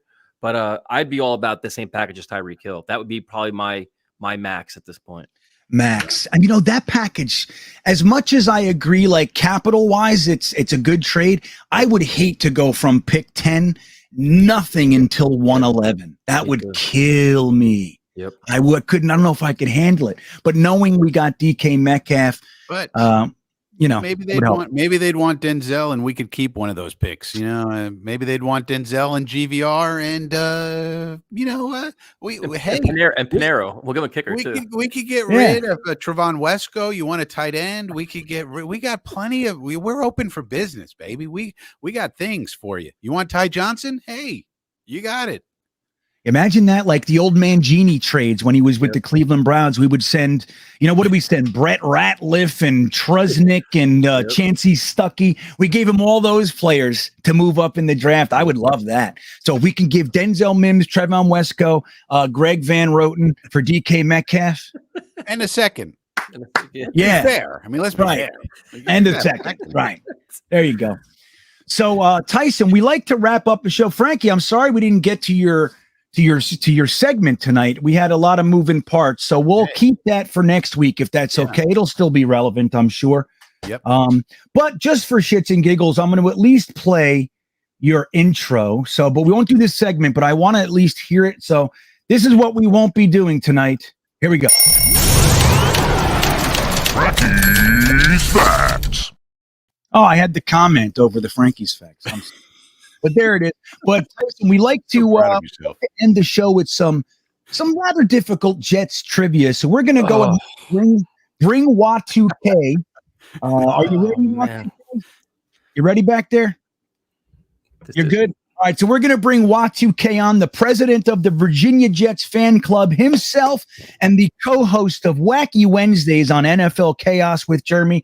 Y2K is our trivia master. If you can believe this, we got 425 people in the chat, and we have let's exclude Y2K, but there are 3 legit Jet fans here, and every week he fucking gets us, Tyson. Every week we can't seem to figure it out. So this guy's actually pretty good at this trivia thing. So what do you got for us, Y2K?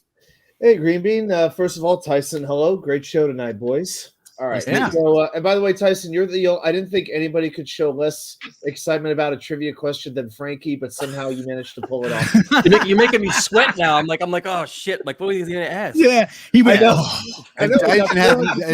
doesn't know that most of Y2K's questions are from like 1958, 1970. No, he got better with that. Jets. That's exactly where I go every week.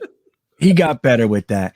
All right, I know he's hard. Days. All right. He does a good job, though, man. So, all right, guys, remember the rules in the chat. You're not allowed to look at Google, you bastards, okay? Anybody can look at Google. We want to try to see if we can get this with our brains. Our brains are Google. So, Y2K, if Frankie and Tyson aren't enthused, I am, my friend. I cannot wait to hear what you have in store for us tonight, buddy. I know, but it's been a couple weeks. All right, we're going to bring it tonight. So all right. One of the positions that we're talking a lot about for the draft is, of course, wide receiver.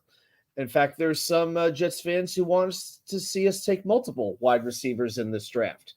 But did you know that there have been a couple of occasions, won't say how many, where the Jets have drafted not 1, not 2, but 3 wide receivers in one draft? I'm not going to ask for the receivers, but my question is, how many times have they done it, and can you name the years when they did it? Nope. I think I can do it. It's 2 times they've done this. Okay. One of them is 1996. Yep, that's one of them. Right? Yep. That was the other one, Alex Van Dyke, and what the hell? I knew exactly what you're talking about. Yeah, good. Right? You might have got me on this one. I'm going to actually double check that one. You're Googling? I got to look this one up. You're not allowed to Google either, man. So, chat, what do you think? We want to see what you got. Mr. Downtown says 2. Okay. Twisted says 4 times. Let me make sure I did this one right. 1, 2. Oh, okay. 1996 was 2. It was Keyshawn and Alex Van Dyke. Alex Van Dyke. Wasn't there a third? There was a third one. Very close. No, the whole draft was Keyshawn, Alex Van Dyke, Ray Mickens, Marcus Coleman, Hugh Hunter, and Chris Hayes. Ah. So 2, but good try. All right. Well, what about there was a Mike McCagnon draft where he did 2 safeties, 2 wide receivers, 2 defensive tackles, because that's how he rolls. And then there was a wide receiver later. Is that accurate? It is not accurate. I'm going to give you guys one hint. It did not happen in the 60s. It did not happen in the 70s. So I've had some people asking for some 80s and 90s. Well, this is what you got it tonight. All right. Right. I think Nathan Colgrove. It's the Idzik 12. We had Jalen Saunders, Shaq Lawson, and Quincy Enunwa, or Shaq Evans, sorry, and Quincy Enunwa. There you go. That's right. That's one. Thanks, Good Nathan. job. Nathan got one. He's definitely got one. Who else? I'm going to give you one. Mikey Mel's. Mikey Mel's got one of the years correct. And Mikey it was Mel's. 1985. I'm just going to give you the names. So Al Toon was one. First round. There you go. Played 107 games. We also drafted that year Doug Allen in the 4th round. Never played an NFL game. Oh, that's Tony good. Smith, 5th round. So, hey, this isn't just a new trend where 4th round picks don't even do shit. At least we're consistent. Right. It's a good point, Tyson. It really is. Tony Smith, a 5th rounder, never played. Perfect. And Oh, my God. the immortal Bill. You might have a football card of this guy, Bill Wallace, a 12th rounder who never played. So we got Al Toon and 3 stiffs. So that was 4 wide receivers. Yeah, that was a 4 wide Think about receiver that. draft. Tyson, 12 round. 3 didn't play. about that. 3. We drafted 4 wide receivers. 3 never played. Yes. That's is right. where we're coming from. Holy shit. So that's I can't even 2 believe that's years. real. They wonder why we're so angry all the time. Totally. This is how long, this is how deep this wound is. It's ingrained. Holy shit. All right. I'm telling you. Okay, I see another answer. I see another correct answer in the chat. So Correct there year. were 3 years? I'll actually tell you, there are 4 years. This happened Holy 4 shit. times. All right. Tell me this. What's the most recent one? I'm going to get it. Well, 2014 is the most recent. Oh, that's the Idzik 12. Yeah. Other than that, give me the most recent. Then I would be giving I'm you cheating. okay. I'll give you the year, but see if you can get any of the receivers. 1990. Ooh. One of them you can get. Two of these I gotta admit are pretty difficult. Is that the year with Ryan Yarborough? No, it wasn't Ryan Yarborough. God damn it. All right. Well, you know what, Tyson, I'm going to be real honest here and say he's got us. We don't got it. The chat's I trying. was thinking the same thing. Ryan Yarborough, Stevie Anderson, that group of guys. Yeah, right. That's where I'm going. It's hard. 1990, that's hard to remember. I was in 10th grade. You know what I mean? I was fucked up all the time. Yep. Fan got 1990. Yep. So in 1990, we drafted in the 2nd round Reggie Rembert. Anybody remember Reggie Rembert? I do remember Reggie Virginia? Rembert. No, where'd he go to school?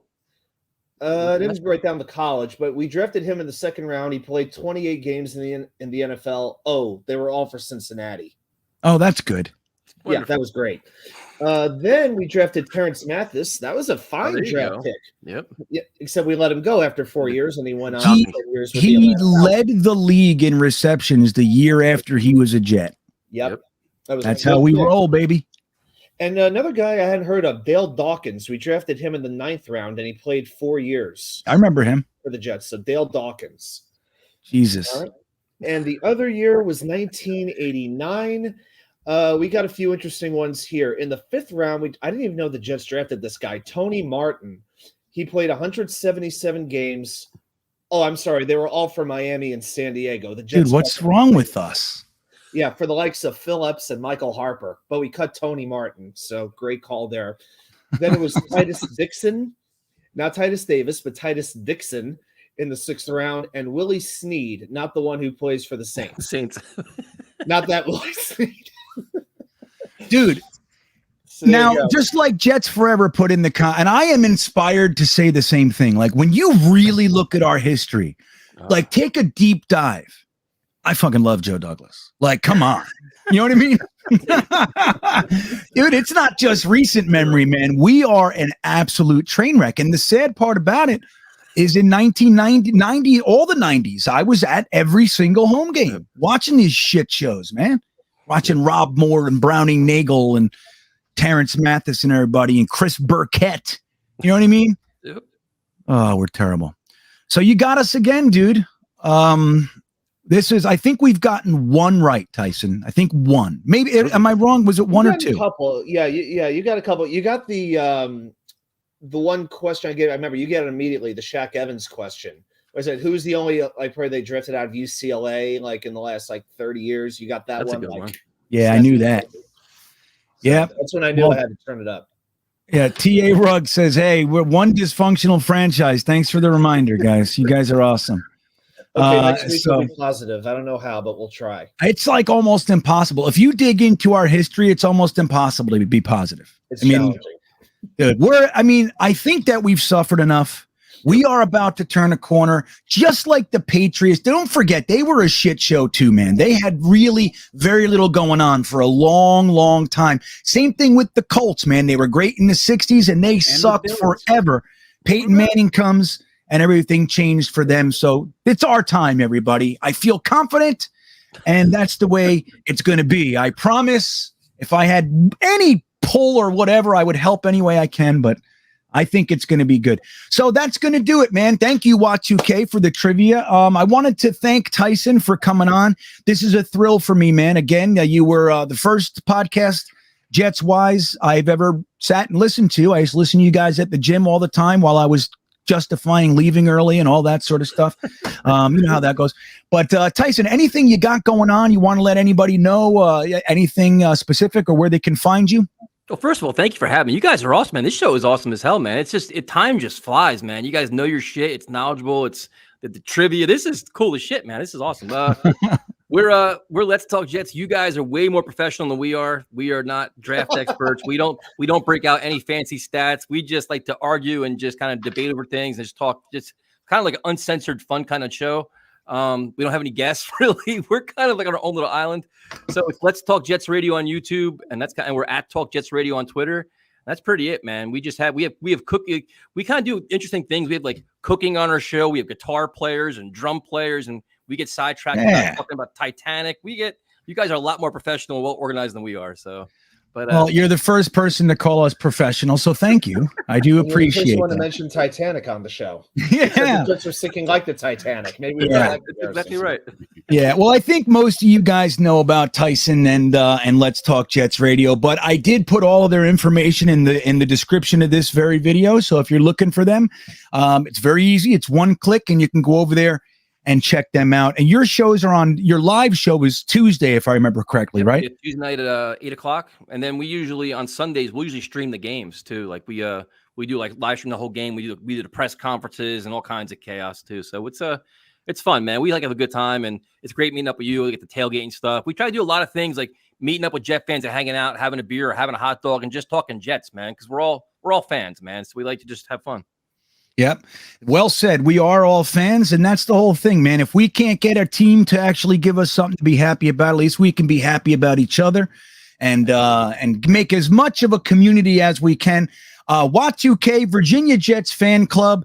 If you're looking for a place anywhere in Virginia, North Carolina to check out just an amazing group of Jets fans with great food and amazing giveaways and all that fun shit, check out the Virginia Jets Fan Club Facebook page. His information is in the bottom as well. And Frankie from Flatbush. Frankie, got anything coming up specifically you want to let anybody know about? Yeah, a couple of things. We just started doing film studies. So those people in the chat, if you would want to check that out and let me know if you think I'm doing a good job, bad job.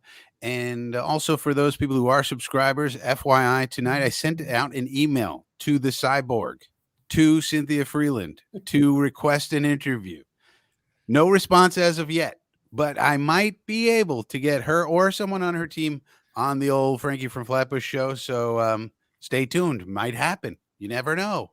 And if we all collectively positive think about it, maybe we can make it happen. There you go. It's just like they did in Woodstock. 500,000 people yelled no rain at the same time, right, and it didn't work. But they tried, and that's what's important. That's what's important. Right. Well, thank you, Frankie. And I want to put out a shout out to Jeremy, who's in the back, making sure I don't miss any of your super chats. NFL Chaos with Jeremy on YouTube. He does the Wacky Wednesday show with our own Wat2K right here. And Sunday nights, they do dueling mocks with Dom C. himself, and it's a good channel. It's a lot of fun. Jeremy tortures himself for our enjoyment, pours the hot sauce down his face, and all kinds of fun shit. So I want to thank the chat. You guys are amazing. I really do appreciate all of your input, and we will see you next time. Have a great night, everybody. Yeah, here we come, baby. Here we come. Here come the Jets, man. I want to kiss you. Thanks, Joe. You want to run or you want to duck down? You want to duck, just go over and get onto the bench and stay there. You play to win the game. My message for the fans, we're all frustrated with where we are right now.